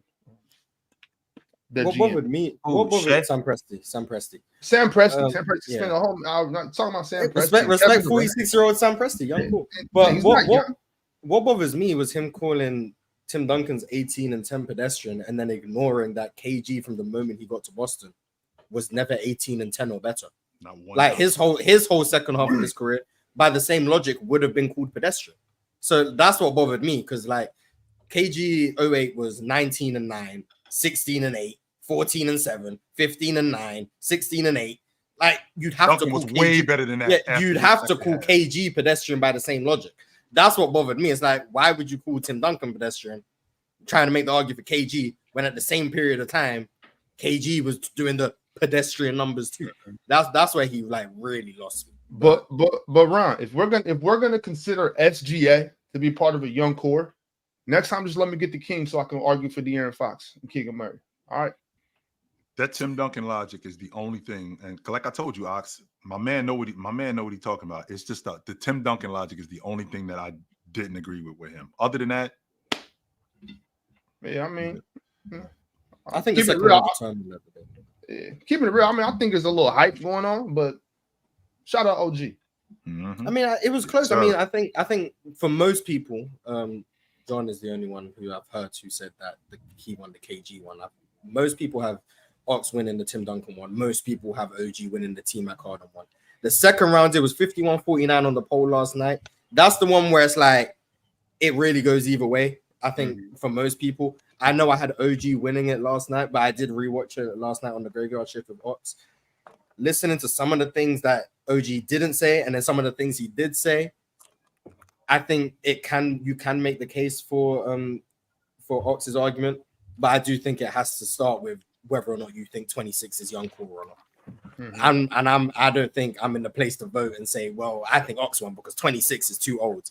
Right. I mean, but I do think Ox did a better job of talking about the whole core, whereas OG just harped for some reason on Lou Dort a lot. But Shea and J-Dub, Chet, and like he ignored the rookies they just got in, other guys, young guys on the team. If we're including Shea for being 26, Isaiah Hartenstein. He didn't even mention what's his name. He didn't mention who they just drafted, Nikola Topic. He didn't even mention him. There was a lot of things he could have done more and really like run away with it. But I think it was close because of the things he didn't say. And Ox did a good job talking about the lesser known Grizzlies players. Even if he said did he even mention Chet? Yeah, I'm in passing talking about he'll be 18 and 10 next year. That's about as much as he really said about Chet. He should have went on to say Chet's gonna. He could have gotten his bag with Chet. Yeah. Chet and he should have run away with it. The fact that it was close is because OG didn't do his job in my opinion. People don't show Casey Wallace enough love, man. Facts. Instead of bringing up Alex Caruso, who's my age, but but Ox. You mean the 55th pick in the second round, Casey Wallace? No, that's Aaron Wiggins. Where is that? Aaron Wiggins was the 55th. Right. Could have brought him up 12 last year. I think he could have brought up the whole roster down there except Caruso, who he did bring up. But yeah. Ox, my only thing with you though, I think you went. I personally wouldn't have talked about Santi Aldama at all. I do like why Jake. Not, right? I'm gonna tell you why. I do like Jake, xenophobic. But I would have talked more about. I don't think you talked about Desmond Bain nearly enough. He's 26. I don't consider him young. I don't he had to because he took Shea out. He couldn't put Desmond Bain because Desmond Bain is 26. Right. All right, well, cool. Even better. I don't think you talked about Gigi Jackson nearly enough. I brought him up in the third round. You mentioned him a bit in the third, but I would have started with Gigi Jackson. No doubt. It would have started and ended with Gigi Jackson. I would have heavily talked about Ja, obviously. I would have heavily talked about Triple J. I still would have talked about Bang too, because Ja's gonna be around for at least 10 more years, and I think Desmond Bain has a good chance of playing 10 more years too. You see, Ron, that was my tactic was to draw that 24 line. That way, if I make it to 24 and under club, even if I go to 25, that allows me to talk about Ja, and it doesn't allow him to talk about SGA. Yeah, no, I got you. So that was my tactic. I'm like, I could sacrifice Desmond Bain because if I can keep SGA out of this, yeah, I feel like I'm in there. You should have brought up Vince Williams. That's where I think you drop the ball over Jake LaRavia. Drop the ball on that. But hey, like I said, I think that was a great. I think it was, even the second round was good. I mean, OG came with heat 9 straight rounds, bro. Like it wasn't, you know what I'm saying? It wasn't no slack. Like I couldn't, you know what I'm saying? I was fighting for my life, dog. Like you think, like you. Ox was always his shoulder reaching in his bag. Yeah, Ox wasn't just. You should have did that. I was trying to live to see tomorrow, Ron. No, I feel it. I just think GG. If you would have portrayed how good GG Jackson can possibly be and talk about what he just did in the summer league and even last year, I think that would have separated the gap just a little bit. Yeah. I was trying to separate my rounds. I was trying to hone in on Triple J and John the first. You know, hit those two because they've accomplished already. Triple J already got that DPOY and stuff. And then I was trying to get into the other guys. The last round was supposed to be more Zach Edey and GG Jackson. You know what I mean? So the time, but that 1 minute and 30 seconds is so fast, bro. I like 2 minutes. You know what I'm saying? 2 minutes, 2.5. That minute and a half it goes by quick, bro. Thing about it is, it's fast when you're talking. When you listening, it actually seems a little longer than a minute and a half. Yeah, because you guys get a lot off in that minute and a half. Like you guys go from point to point. It's like you guys said a lot, and it was only. You gotta hop, yo. That clock is ticking, B. You gotta hop. You can't stay on one thing. You gotta hop. Man, shout out OG. Man, dude, nice for real. I told you, Ox. For real. Well, speaking of nice, still, I told you. Oh, yeah, he's from Chicago too. Oh yeah. I didn't know. Speaking of nice, Chill, I told you that another guy from Chicago was nice. in the name of Hayes, and that's who you battled last night. You want to talk about that a little bit? Well, luckily for me, I didn't listen to this dude over here on the left. I didn't listen to him. No, I didn't. Luckily for me, I actually did do my homework. I did go practice. I did actually, get some work in before the game. Otherwise, I would have gotten blindsided because Mars way undersold him. That dude is nice. 100% he is nice. He's got some really good points. I felt like I held my own. I felt like I didn't have as much of a problem as I thought I was gonna have. But whenever I go into battle, I always feel like I'm inferior. So I thrive off of not getting my ass kicked whenever I go into battle. I don't go into battle like, yo, I'm the nicest one in here. No, I go into battle like, you ain't kicking my ass. No, that's not happening. How'd you guys feel about this? I think Hayes should have won. He didn't. But that's because no, round one but he should have won 2-1, but he messed up himself on the Dennis Rodman Moses Malone conversation. I seen you say he threw the third round. No, the third round he won. I think he won the Boston round. I think he won that one. The Dennis Rodman Moses Malone one, I think Chill won, but Hayes had it there for the taking, and he just went down the rabbit hole of if Dennis Rodman was guarding Moses Malone, Moses wouldn't have gotten as many rebounds. If he just went, if he was right there, he was talking about Moses Malone scoring, helping his rebounding. He was right there to get to the point that would have won, and he went left. So I think he hurt himself a lot in that second round in terms of what he could have said to win, but he definitely came into it and he did a good job, especially that second round. Oh yeah, Ron, you gave Hayes an extra round.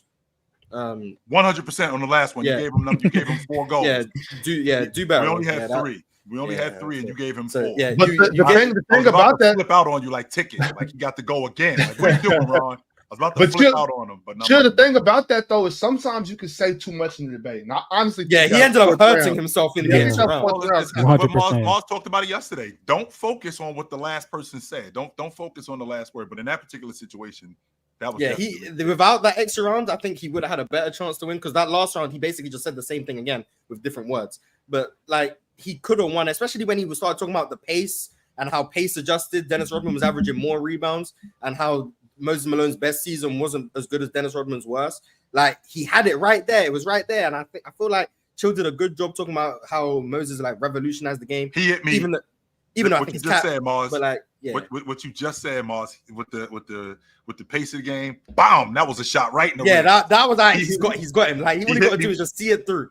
And I got on the ropes, and I was like, okay, I had to get out of that one because he hit me in the ribs with that one hard. All he had to do was see it through from that point, and I think he would have won that one. Mm-hmm. But he just went off the rails, and I feel like I don't know if it was a lack of preparation or because he was harping on this matchup thing. The first one was Shaq and Hakeem. He was very passionate about Hakeem's averages versus Shaq's, which that was disingenuous because Hakeem was on the tail end of his career for a lot of those matchups. So like that was a bad point, but he went back to it again in the Moses Dennis Rodman thing. So I feel like that's just the ideology he has, which I think isn't great for this format.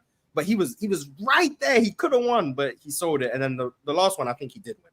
So it was 2-1 Chill in my opinion. But it really could have been 2-1 Hayes if he just was a little bit better in the second round. A little bit better. That last topic I think was kind of tough too. As far as the basketball minds. I mean, I think that's a hard one, not so much to debate, but a really hard one to judge. You know what I mean? Like, and I think, but I still liked it though. I think that was a good topic. I really liked the Moses Malone versus that was my favorite. That was a good one. I like that one a lot. I did. And then Chill, when you came with the he got 5,000 more rebounds than him. Like just to hear that number, 5,000 a lot of rebounds. I was like, just to hear that 5,000 numbers, like, ooh, Mars, when he hit that's why when you just the point that you just brought up when I'm talking about the pace of the game, that was the body shot that he hit me with, right? And then he tried to hit me with the overhand right. I slipped it, bop bop. When I hit him with the 5,000, I hit him with the bop bop. Yeah, I hit him with the 5,000. Touched him up. I hit him with that. That was nice. That was nice for sure. That was nice. Yeah. I think the back and forth just really made it more entertaining because we saw Haymaker from one side, Haymaker from another side, and to see both of them just drawing back and forth, it was really entertaining. It's important that and I don't know, I won't give away all of it, but I I mean, you got different style of debaters. And just because you talk loud, that doesn't mean that you're saying anything. Just because you talking a lot doesn't mean that you're saying anything. I've always been the type of dude who, when I'm listening to you, when I'm listening to you debate, I got to figure out where your stance is. Like, what are you standing on? Like, what is your stance here? And as a debater, when you attack that person's stance, you basically attacking their body. If you in the ring boxing with them, you ain't swinging at their face. This is my stance. This is where I stand on this. And when you attack that stance, I think you have a really good job at attacking them.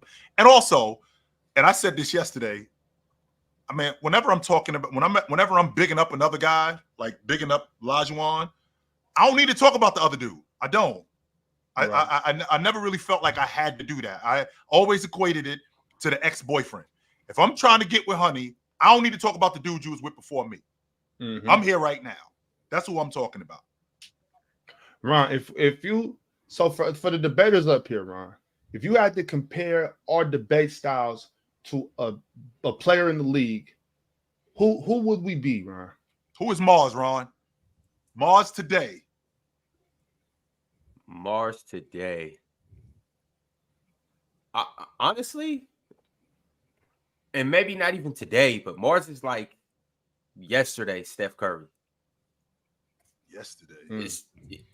He gonna score on all three levels. With a little bit of Jose Alvarado in him. Like, you don't see Mars standing over there in the corner, and then he'll come from behind, he'll rip Mars. You, and he'll straight rip you, because Mars will come up with something, you be like, damn, I ain't even realize that. Like, where'd that come from? The thing about Mars is when he go on one, and he hit you with bombs. And it's gonna feel it's a 3-pointer, but it feel like a 5-pointer. And then he gonna go on a 14-0 run with 4 threes in a crazy layup. You know what I hate about Mars? It's like, bro, how do you remember something I said 2 years ago? And then you're gonna use that against me. I don't even remember saying that. And I'm like, did I say that? I'll probably did say that, huh? Yeah, like, damn. I mean, maybe I'm lying and just hoping my voice carries. I mean, who is Ox, Ron? Who is Ox in the debate circle? Who is Big Ox? Oh, that's easy. Joel Embiid. Oh my God. Nah. For real, if I gotta find somebody for Ox, I'm gonna say it's definitely somebody to play D. They play both sides of the ball. He raised on Rondo. Really? AD for real? Nah, he not AD. See, you're not factoring in the fact that he brings the notes, which means he prepares. It's not, he doesn't just go out there. So it's got to be a thinker. That's what it's got to be. It's got to be someone who thinks about like in advance, which is why he's Rajon Rondo. He's a student of this. He prepares. He gets his topic. He does his research. He comes in with full preparation. AD just go out there and like he's just better than you for real. But Rondo, he thinks the game.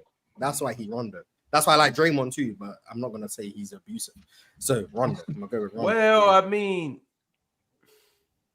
okay, I like Rondo, but I was thinking more like Jimmy Butler. But I like Rajon. Nah, but Jimmy Butler gets better on the biggest stage. Yeah, you gonna see when we get through with this first 4 weeks. All right, fellas. Well, I was completely forgetting me, and I'm cool with that. That's I'm good with that. So I mean, chill. Like it's actually fairly easy. Like, and it's chill, Bron. Like. Yeah, chill is not Bron. Chill Bron when it comes to this. Chill is like he gave you 50. He like a smarter Russell Westbrook. That's what he is. He like a smarter Russell Westbrook. Can you imagine Russ? He like with a better basketball. A smarter Russ is Bron. No, I mean bigger too. Nah, you get what I'm saying. He be manipulating the stats. I be catching on to it, but other people don't catch on to it, so they just see the triple-double. They like, oh my God, triple-double. But I'm like, hey, I see he stat padded a couple rebounds here and there. So that's what I mean by he be Russell Westbrook. Like when he bring it, like yesterday, no one caught it. oh, Moses Malone averaged 20 rebounds for this series. The series was 2 games. Like, I'm sorry. He still averaged 20 Like, I'm sorry. rebounds. I catch the manipulation, but the other people ain't catch it. That's what I mean by Yep. Russell Westbrook. He be manipulating the stats. Like, the stats That's are true. fire. The stats are true, but he be manipulating them, and it looks a lot better than it really is when you actually understand. But hey, a triple double is a triple double. That's why I chill Russell Westbrook. But he's smart enough to not. He doesn't shoot himself in the foot. That's why he's a smarter Russell Westbrook. I won't throw the ball in the second row, Mars. He won't shoot himself in the foot. He's just going to manipulate the stats in a way that's like, And then when you really take a deep dive and look deeper in the box score, okay, maybe it's not a triple double, but it's still pretty great. But maybe it's not this good. That's why is it in debating? Is it unethical? Like, for instance, if a guy averages 18.8 boards and you just call it 19, you can say 19. I'll do that. But then the other guy, if he averages 12.2, you round him down. No. So basically, if he averages 12.2, I'll just say he averages 12. You know what I'm saying? It's the same thing. It's the same thing. Yeah. 100%. Not 12.4, not 12.3. No, it's the same thing. 100%. Yeah, you got to hype up your guy lesser. Like James Harden averaged 36.3. That's 36. But T-Mac averaged 32.3. He basically averaged 33. Like, he basically averaged 33. Like, I don't know. Fellas, so coming up this Sunday, for everybody that doesn't know, you see the PCL schedule right here below me. It starts at 6. And at 6, it will be none other than one of your favorites here, Player's Choice. ZZ versus Mars. They start at 6. They're going to kick off Sunday. And then at 6:45, you got MTEL versus Pirate. MTEL is another wild card. You haven't got a chance to meet him, but you guys will meet him soon. And then, last but not least, capping off Sunday night, we got Swiper versus Gifted. Also, John D, you have a bye this week, but we will see you next Sunday. Yeah, and it will be you against Penn. Have you checked out Penn? Not yet, but I will be watching all of these matchups to really get an understanding of how these guys debate, where I can get my advantages, stuff like that. Penn's one of those guys. He's be careful because he's setting you up with that jab. It's real slow, and you keep walking into it. It ain't really affecting you, but you keep walking into it until he hits you with that overhand right. That's his voice. Because it's real slow and it's real melodical and it's real deep, and you kind of getting sucked into it, and the next thing you know, boom, he's hitting you with something, and you're like, damn, where'd that come from? So be careful with Penn. And don't let the warp manipulate you, man. The warp will do it, Mars. The vorp don't let him catch you with a little bit of warp. I mean, that vorp will do it every time. That warp be dangerous, man. That warp be dangerous. All right, y'all. We're gonna keep it pushing. We got a couple super chats. The first one being of which from Bam Gabe. Y'all know him. Been around for, it says 10 months, but he's been around since the beginning of PC. One of our longest standing members. He said, we all know Mars is bald. There's no need to. Yeah, I mean, I've been said. Me and Derek White, you locked in. Yeah, me and Derek White. Yeah. Right. We had to give up on the hairline, man. So yeah, I had to just go. For real did that. He was like, I'm out. Yeah, so Jalen Suggs needs to be next, but yeah, we locked in. So people don't talk about that enough. Is he holding on to it? He's holding. Jalen Suggs going. Yeah, I have really paid attention to it, but is it like back hair or? There's no hair at the front, but he be trying. You can tell he be trying to rush it. Like there's no follicles. There's no follicles. 360 G. He just go. He go. Once you call it, you let it go too. And I know y'all hating this, but it's about that time, Trey. Oh yeah, Trey. Yeah, his thin as hell. Yeah, he go. Why don't they just go with Brown win? With the I mean, for Trey, I don't even know if that's gonna help. For Trey, I don't know if that's gonna help. And I'm a Braun guy, Ox, but you know that shit look wild, yo. He moving it in games, like AD gotta tell him to fix it. Respect the hairline. Respect the hairline. Like wow, right now. That's insane. Almighty Scambo has been a member for 12 months. Y'all know these guys. He's been tormenting the chat streets forever. But he said Ron is Hashim Thabit, El Bozos, El FIFA Boy. Nah, run like JaVale McGee. Run like JaVale McGee. What FIFA Boy do though? I don't know. But yeah, you like JaVale. Like when you locked in, like you give good production, you solid. But we just know you do for a stupid play. Like we just know like Wizards JaVale? Peak Shackton JaVale. Peak Shackton JaVale. Yeah. Like you You can can't give even us- be you- Lakers JaVale. Where you he can give us go? solid minutes. Where you That's go, not- big fella? That's Nuggets JaVale. You can like you peak Shackton JaVale. That's where you are. Like you can give us good production and like you a talented player. But we just know that every once in a while you just gonna do something crazy. And like I'm just here for the bloopers. I don't know what y'all here for. I'm just here for the bloopers. I mean, that's part of the entertainment. So like hey, we here for it. We accept it now. One time Steve-O the GOAT said Angel gonna have a lot of Reese's walking around if we was together. Damn, you take her son there? Nice. That's crazy. Oh, bro. Hudson Gilgoris became a member today. Shout out to Hudson.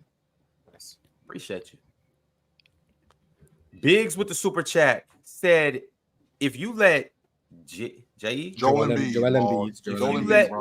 If you let Joel Embiid shoot mid-range all night, he's going to shoot your eyes out barbecue chicken. What we talking about? Cook, Mars. Yeah, one-on-one is Joel. Team concept, different conversation, but one-on-one, I might take Joel over everyone, if we're being honest. But are you saying, Mars, that Joel Embiid is the best one-on-one big in history of the NBA? Might be the best one-on-one. I don't think it's crazy. Like I don't one-on-one, like strictly just ones. The one-on-one, you and me. Like anyone could beat anyone in one. Like sure they can, but on a consistent basis, yeah. Like line them up, Mars. Joel Embiid one-on-one, Jabbar. Yeah. Joel Embiid one-on-one, Diesel.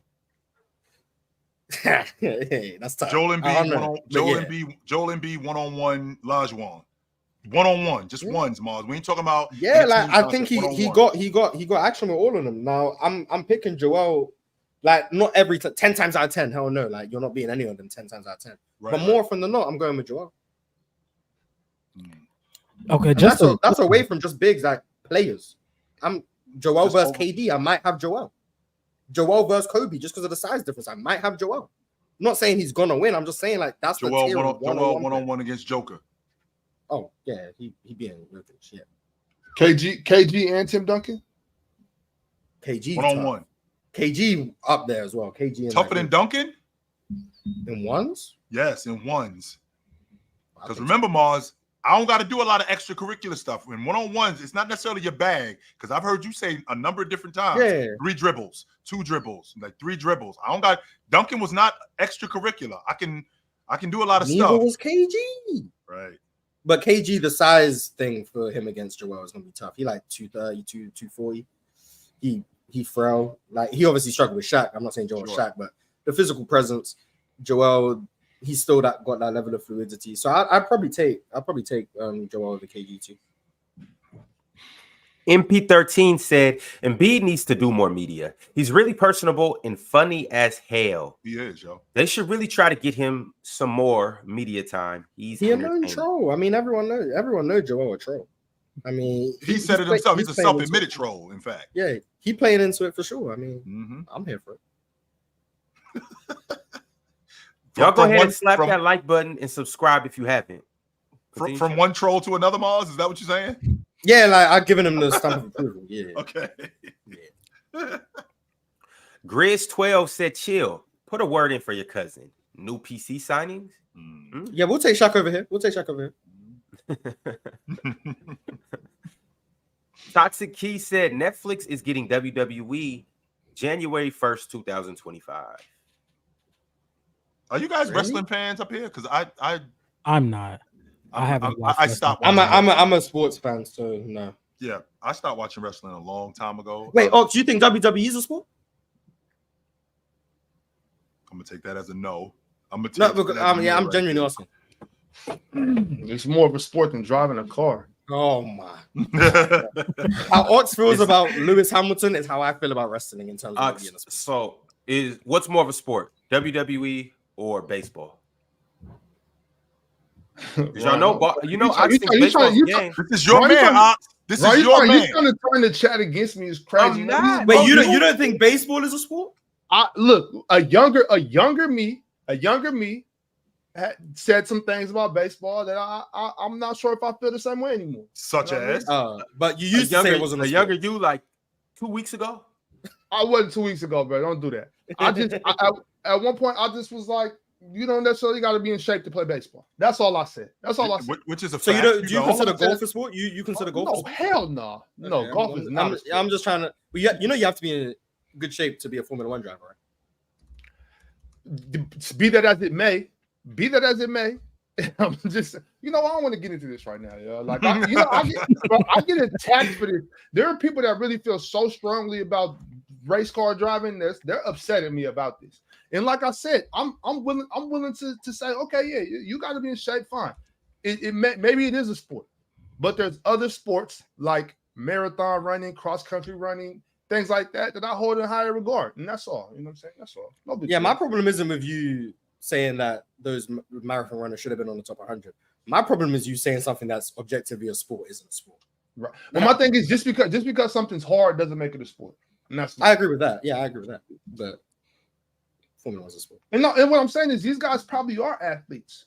They probably are athletes. Like when they get out that car, they probably go to the gym and shoot hoops. When they get out that car, maybe they do hit the track. You know what I'm saying? When they get out of that car, maybe they do play some sports. They probably are good in the athletes. car.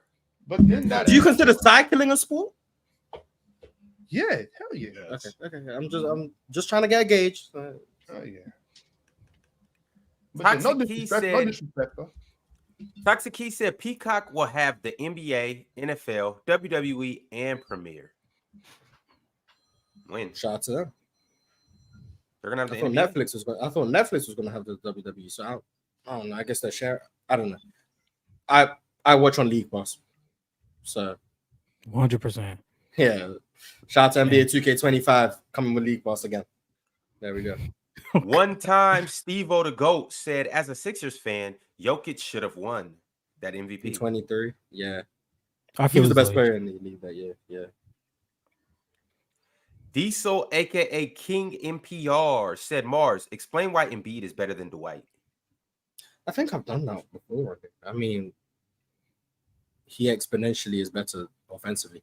And I think defensively, the lack of discipline Dwight Howard had, it seems to just be forgotten. I don't know if it's a nostalgia thing or whatever it is. That man had fouling problems his whole career because he was jumping for everything. He would jump out of plays. He would chase blocks. His discipline in the post was terrible because he was jumping on every single pump fake anyone could give him. There's a reason, his defense, I think, is overblown. And offensively, I think he's so inferior to what Joel Embiid is that Joel, being one of the most impactful defenders in the league in the postseason in particular, is going to, plus his all-time great offense as a 5, yeah, I think he's the better player, substantially. I don't even think it's close, but maybe I'm too low on Dwight, maybe I'm too high on Embiid, maybe it's both, I don't know.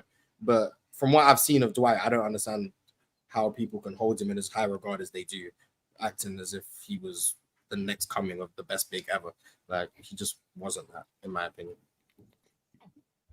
The Zeus said, Mars is Lowry, Hill is Haslam, and Big Ox is Tony Snell. But about Tony Snell at New Mexico though, because that Tony Snell was a baller. He was not. Nah, they talking about 27 minutes, 0.0 rebounds, 0 assists, Tony Snell. Did he do anything, Mars? Did he do anything? Hey, impact goes beyond the box score. Oh my god. So It does. How you don't know how many does. great rotations he made? Yeah, you don't know how many times he made great rotations. You don't know how many times he ran that floor hard and creating a layup for his teammate. Got a deflection. Is that what you're saying, Mars? Yeah, don't forget good closeouts. Closing out on good closeouts, running guys off the 3-point line. Boxing out Impact so somebody else can get the rebound. Impact goes beyond the box score, man. Just because he has 0.0 rebounds, 0 assists, don't mean he ain't do anything. He also ain't turned the ball over. So not. Hey, 27 minutes. Let's respect Tony Snell, man. Now, I ain't watched that game. He had 0.0. Maybe he actually did nothing. But there's a chance he was doing things. I'm just saying, we don't know unless you did watch that game. Cultured Sonder with the super chat said, hey, since Ox don't want to say it, F it. I'll say it. F NASCAR, driving in oval merchants. Just like this. Ox, what's next? Left. Ox, what's next? Left.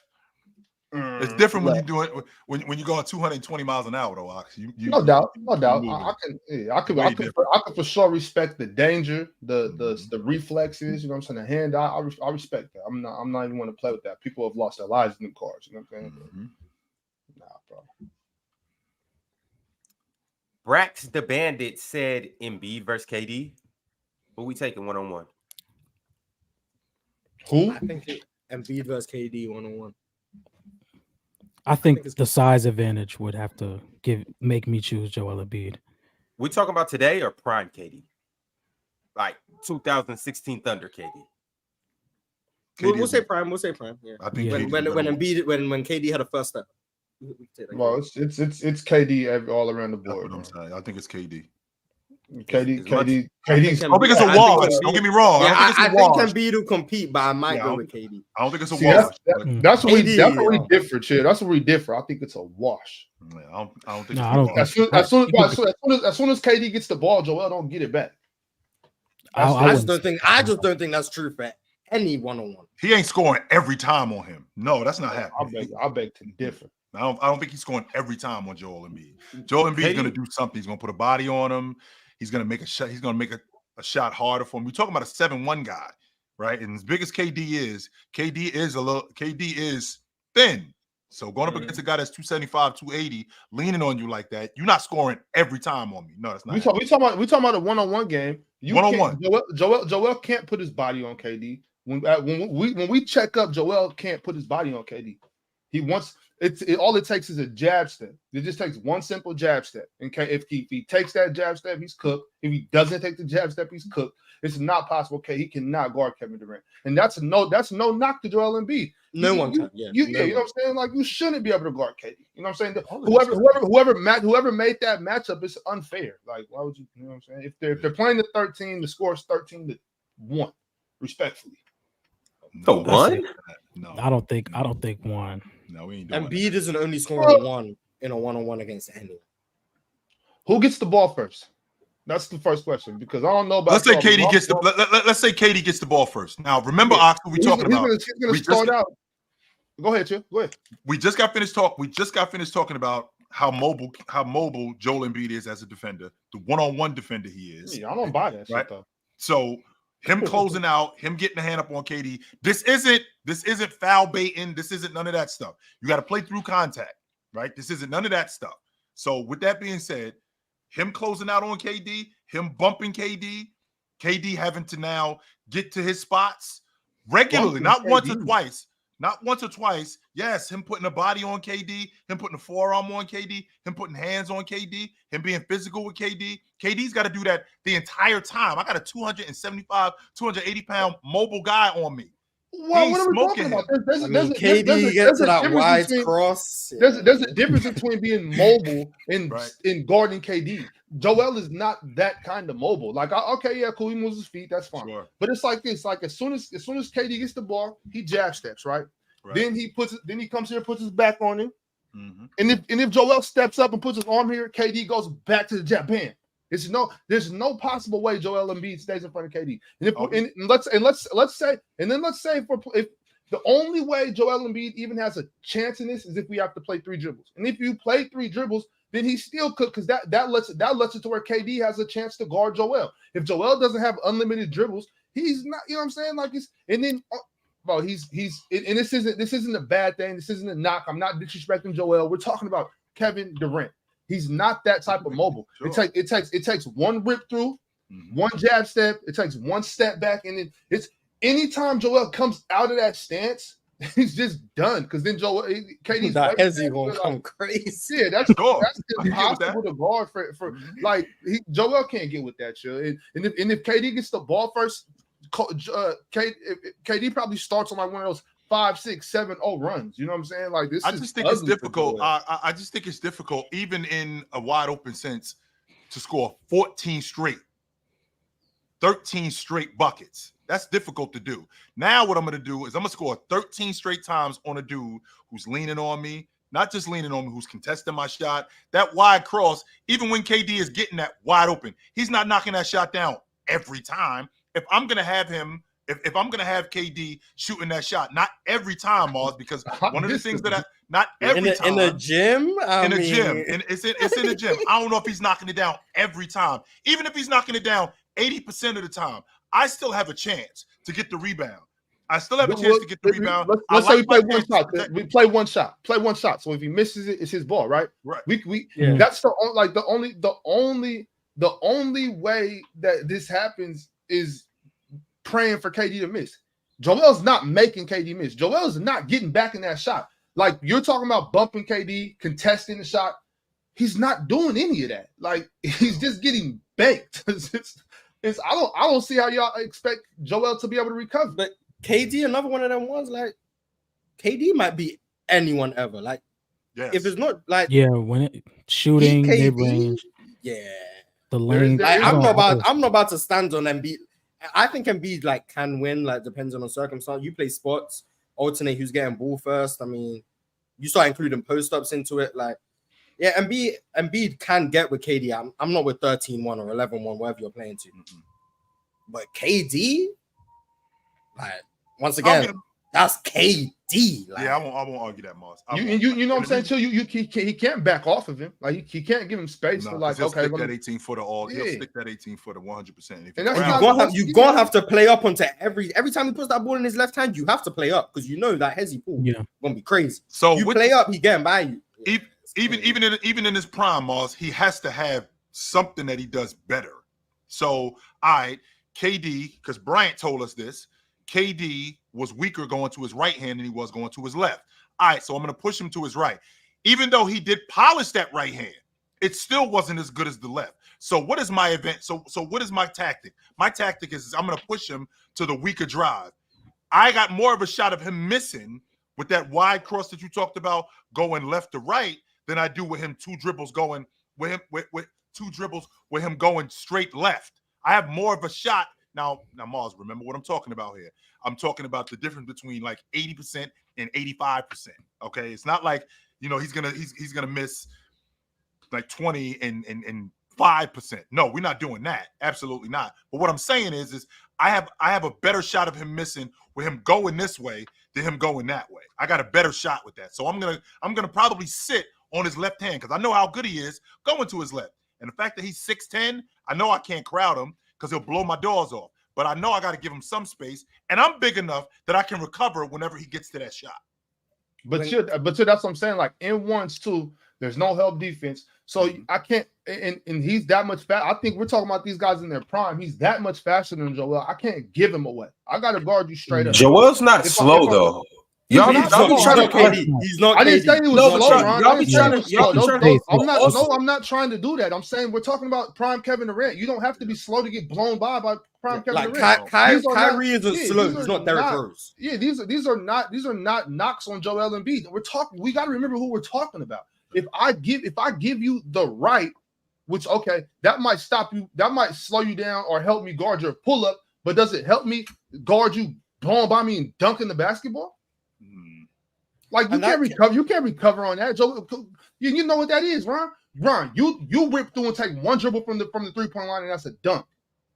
You can recover on that though. It's times you can't recover on that. It's times where you can recover on that, depending on how you play it. It's also times where you're just cooked. It takes one bounce, Ron. It takes one bounce to get to the dunk from the 3-point line. Yeah, but the thing about it, the thing that I'm saying though is if you can turn me a couple times. Or if you're playing off me a little bit, which obviously you can't really play off KD, but it's certain ways where he can recover. If he makes KD go left to right a few times and he has to take a bad angle, Joel can recover on that. How are we gonna do that? What make I don't know how you. Right? How's he gonna turn KD? How's he gonna turn KD? And the going right thing, that was a thing Kobe said about KD early on, which was true because KD has like a little bit of Alonzo in his jumper. He brings it up this side. It's like he has that, so he couldn't shoot going right. Going over his right shoulder because he's bringing the ball up the other side of his body. But now, are we forgetting the 2014 KD left to right cross into the pull-up? That was automatic every time. Yeah. That wide cross, like he'll hit you with he'll go tween to like right to left tween. Wide cross left pull up instantly. Too. It was like that cross was unstoppable. And if he hit you with a double cross, yes. And that's what I was gonna get to right there, Ron. Let's say he does go right and beat him to the spot. Let's say he beats him to the spot one time. Joel's not quick. His hips aren't turning like that. So if he beats him to one spot, that's a simple bing bing. He's just stuck. He's gonna get a good look out of that. Only guy that stuck in size mud. who I think is like keeping up with KD in terms of mobility is KG. That's the only guy at that level of that size that I think is able to flip their hips like that, keep up, and then contest. And that doesn't mean he's gonna beat KD. I just think that's the only guy that size who can match up with him in terms of speed, agility, and all those things.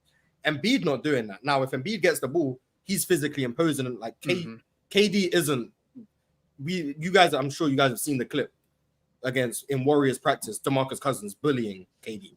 Like he's not gonna match up with them physically. But Embiid isn't. If KD misses, it's either gonna be because KD chooses to take a tough shot because he wants to, or because he just misses. It's not gonna be because Embiid got a great stop there. In my opinion, this is not gonna be. But I think it's the same for Embiid. If Embiid misses, it's not gonna be because KD played it well. Embiid might just want to play on the perimeter a little bit and take a pull up.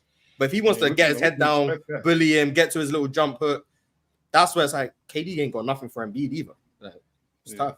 And that's why I said the only way that Joel can guard him is if we're doing the 3 dribbles thing. But then it's like if we do 3 dribbles, then how is Joel going to score on KD? Consistently. I mean, it depends on the sports you're playing. If you're playing from the top, yeah, maybe not. But if you're playing high post or elbows, you're playing wing, right? Maybe, right? Oh yeah, right. Yeah, I'm just thinking top of the key checker. Yeah. All this one-on-one talk got me kind of hungry, y'all. What up, PC Nation? Warmer, sunnier days are calling. Fuel up for them with Factor's no prep, no mess meals. Meet your wellness goals in time for summer thanks to the menu of chef-crafted meals with options like Calorie Smart, Protein Plus, and Keto. Factor's fresh, never frozen meals are dietitian approved and ready to eat in just 2 minutes. So no matter how busy you are, you'll always have time to enjoy nutritious, great tasting meals. Make today the day you kickstart a new healthy routine. What are you waiting for? With 35 different meals and more than 60 add-ons to choose from every week, you'll always have new flavors to explore. Crush your wellness goals this July with dietitian-approved meals and ingredients that you can trust. Make your day delicious. From breakfast to dessert, stay fueled with easy, nutritious options. Treat yourself to restaurant-quality meals that feature premium ingredients like filet mignon, shrimp, and blackened salmon. Keep kitchen time to a minimum. Factor meals are ready in 2 minutes. No shopping, prepping, cooking, or cleaning up. Enjoy effortless support for your lifestyle. Choose from 6 menu preferences to help you manage calories, maximize protein intake, avoid meat, or simply eat well-balanced. Head to factormeals.com/playerschoice50 and use code playerschoice50 to get 50% off your first box plus 20% off your next month. That's code playerschoice50 at factormeals.com/playerschoice50 to get 50% off your first box plus 20% off your next month while your subscription is active. Nice. We need new segues, Ron. That's the second time you've used this topic. Has got me kind of hungry. We need a new segue. So I was telling the truth. I'm starving. I can't. Let's work on our bag a little bit. Let's just add a bit more to our bag. Let's add a little. But Mars, that's what I'm saying. Kareem scored however many points on one move. Let's just add a bit more to our bag. Let's just add a bit all more. Right, all right, for sure. Add a bit more to the bag. I hit the gym. I'll make that happen. But all these ads got me ready to read some super chats. Nice. One time Steve-O said, Dub crash out, Mars. I don't think I crashed out. You were on the verge, Mars. You were on the verge. You definitely I think I was more the decibel level, right? Rose. I don't think I crashed out. But maybe. Mo said Dub Mars, but Embiid is a bum. Hop off that train. No, he isn't. I don't James think he's a bum. James Harden fan, by the way. James Harden fan. But isn't he though? No, he isn't. No. He just made a glass. That's the problem. He's just when you made a glass, you looked at it a little bit different. That's all. All right, my bad, y'all. Doggy became a member today. Big shout out to Doggy. He got my man Denzel with the bust down on. Shout out, Doggy. Adam West, y'all know the name, y'all know the face. He said, Lakers and Steelers fan, send him to hell, Ron. How you feel about your quarterback situation in Pittsburgh, by the way? I think it's a major upgrade, because Kenny Pickett was the type of guy that we could not win through the air, and our offense was not as high enough to be pounding the rock every single play, because we had two very good rotational running backs in Najee Harris and Jaylen Warren, to where our run game could be a threat if we had more of a passing threat, and our defense can make us more dangerous as well. And I feel as though Russell Wilson had a George Pickens-like receiver in Denver and Cortland Sutton. And I think George Pickens is going to improve a lot more because he had 1,100 yards with 3 different quarterbacks, and all 3 of them weren't starting level quarterbacks. I think our quarterback situation is way better than we have had the past 2 seasons. Now, I still don't think we're going to be like a lock playoff team, but I think it's an improvement. We can see what Russell Wilson still has left in the tank, and if he does not have anything left in the tank, we can still bring in Justin Fields. And then that's our what I was rushing about to game ask you. becomes. That was exactly what I was about to ask you. Is it realistic to think that Justin Fields could beat him out? I think he could, and I think Justin Fields makes the Pittsburgh Steelers one of the most dangerous rushing teams in the entire NFL. We have made touches to our offensive line, which we really needed. We have Justin Fields, we have Jaylen Warren, we have Najee Harris. That rushing attack is going to be crazy. Right. So I like what our quarterback situation has done for us, in my opinion. All right. Mo said, L Laker fan, just rep your city, or just rep your city. It is what it is. It is what it is. Rambo E 1996 said they got breakdancing as an Olympic sport now. LOL. 3-on-3 is an Olympic sport too. Well, at least it's basketball. Yeah, that's real hoops. Right. I didn't know dancing was a sport, but I mean, I guess You have to be break- athletic to dance, though. Dancers are damn good athletes. I don't doubt. I mean, what it takes. I just didn't know you competed in dance. Oh, it's serious. They got big dance competitions. Yes, they do. Serious. Y'all That's not not that me. up? That was not me. Sounded like a 1950s telephone, so I just That was not me. Nope. I just assumed chill instantly, but Can't answer that one. Who got the quarter phone? That was not me. One time, Steve-O the GOAT said Eagles and Sixers are greater. Rockets and Texans. My 49ers, we throw a monkey wrench. Respect CJ Stroud. Respect yo. CJ Stroud. Respect CJ Stroud. No doubt. Yeah, look at Respect him, Tank man. Dale, Stephon See, Diggs. I wanna chill. take you, boys. My father's a Niner fan. My brother is a Niner fan. We have a rivalry. They don't like the Steelers. I don't like the Niners. So I can respect the fact that you guys are a great team, but I will never, ever root for the Niners. That's just not something I would do. You're right. I feel the same way about the Cowboys. I can never root for the Cowboys ever. No matter what you do, no matter who's on their crew, I will never root for the Cowboys. I can't do it. No. Melo Williams said, "Don't let Dion talk about LeBron in a debate." In fact, that's going to be 3 Don't let Dion use his superpower. Right. Exactly. What are we doing? That's going to be the conversation when you get Dion in the debate. All three of the debates are going to be about James. It's just going to be different topics. As it should be. Is James the best rebounding small forward in NBA history? Who is the best scorer in NBA history?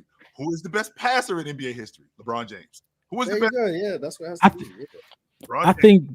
I think that could be like his greatest strength and his greatest weakness, because he kind of does take it too far at times, but when it comes to like Bron knowledge, I think he's up there. He I think said that solid. Bronny He James knows got the everything same there is to skill know. set. He said Bronny James got the same skill set as Kyrie Irving. I don't think that's true. If you think about it, the way he catches the ball. Hey, Mars, stop. Chill out, Mars. I guess. Cultured Saunders said, "Dub master debaters." Nice. And last but not least, Alan L said, "Ox's Thomas Bryant." No. So champion. A champion. No, the one that called for the ball when LeBron was about to break the all-time scoring record. James sure did call for the ball, didn't He had deep post position. That's what he was supposed to do. Yeah, he had deep post position. If anything, this. Bron's selfish for not Right. passing. I got I'm talking Make the about right read, bro. speaking of WWE. I see Alan R. Should I hit him with a Stone Cold Stunner or a Batista bomb? I don't know. Y'all let me know, chat. Yeah, see, I know the Stone Cold Stunner. For sure. That's when you kick him in the leg and you turn and do that. That's the I know what an RKO is. That's about it. And then the Batista bomb, that's the one where he bent them over, put his arms like this, and then was fire. That was fire. What's the Rikishi? That's crazy. We don't got no more super chats. Otherwise, I will read them. I do want to let you guys know once again that on Sunday, PCL will resume again. Some of your favorite guys will be up there. I can't wait to kick that off.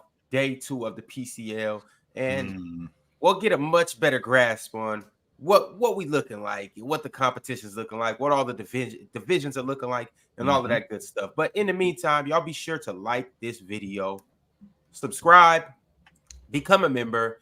Open gym is next. I know the drill. Like this video on the way out, like that video on the way in. John D, appreciate you for coming through today, my man. I appreciate you guys, man. Later. I appreciate you guys. Yes, Yeah, sir. bro, we got a minute and 5 seconds left. Uh-oh. If you don't let me, if you We still got more time. I mean, 11 o'clock. What are you talking about? right. I'm sorry. Because he was late, so he don't know that. Oh, that makes sense. I'm looking at the clock right now. It says 2 hours, 59 minutes. No, and you 40 got time to seconds. put in. Mhm. Hey, yes, that's like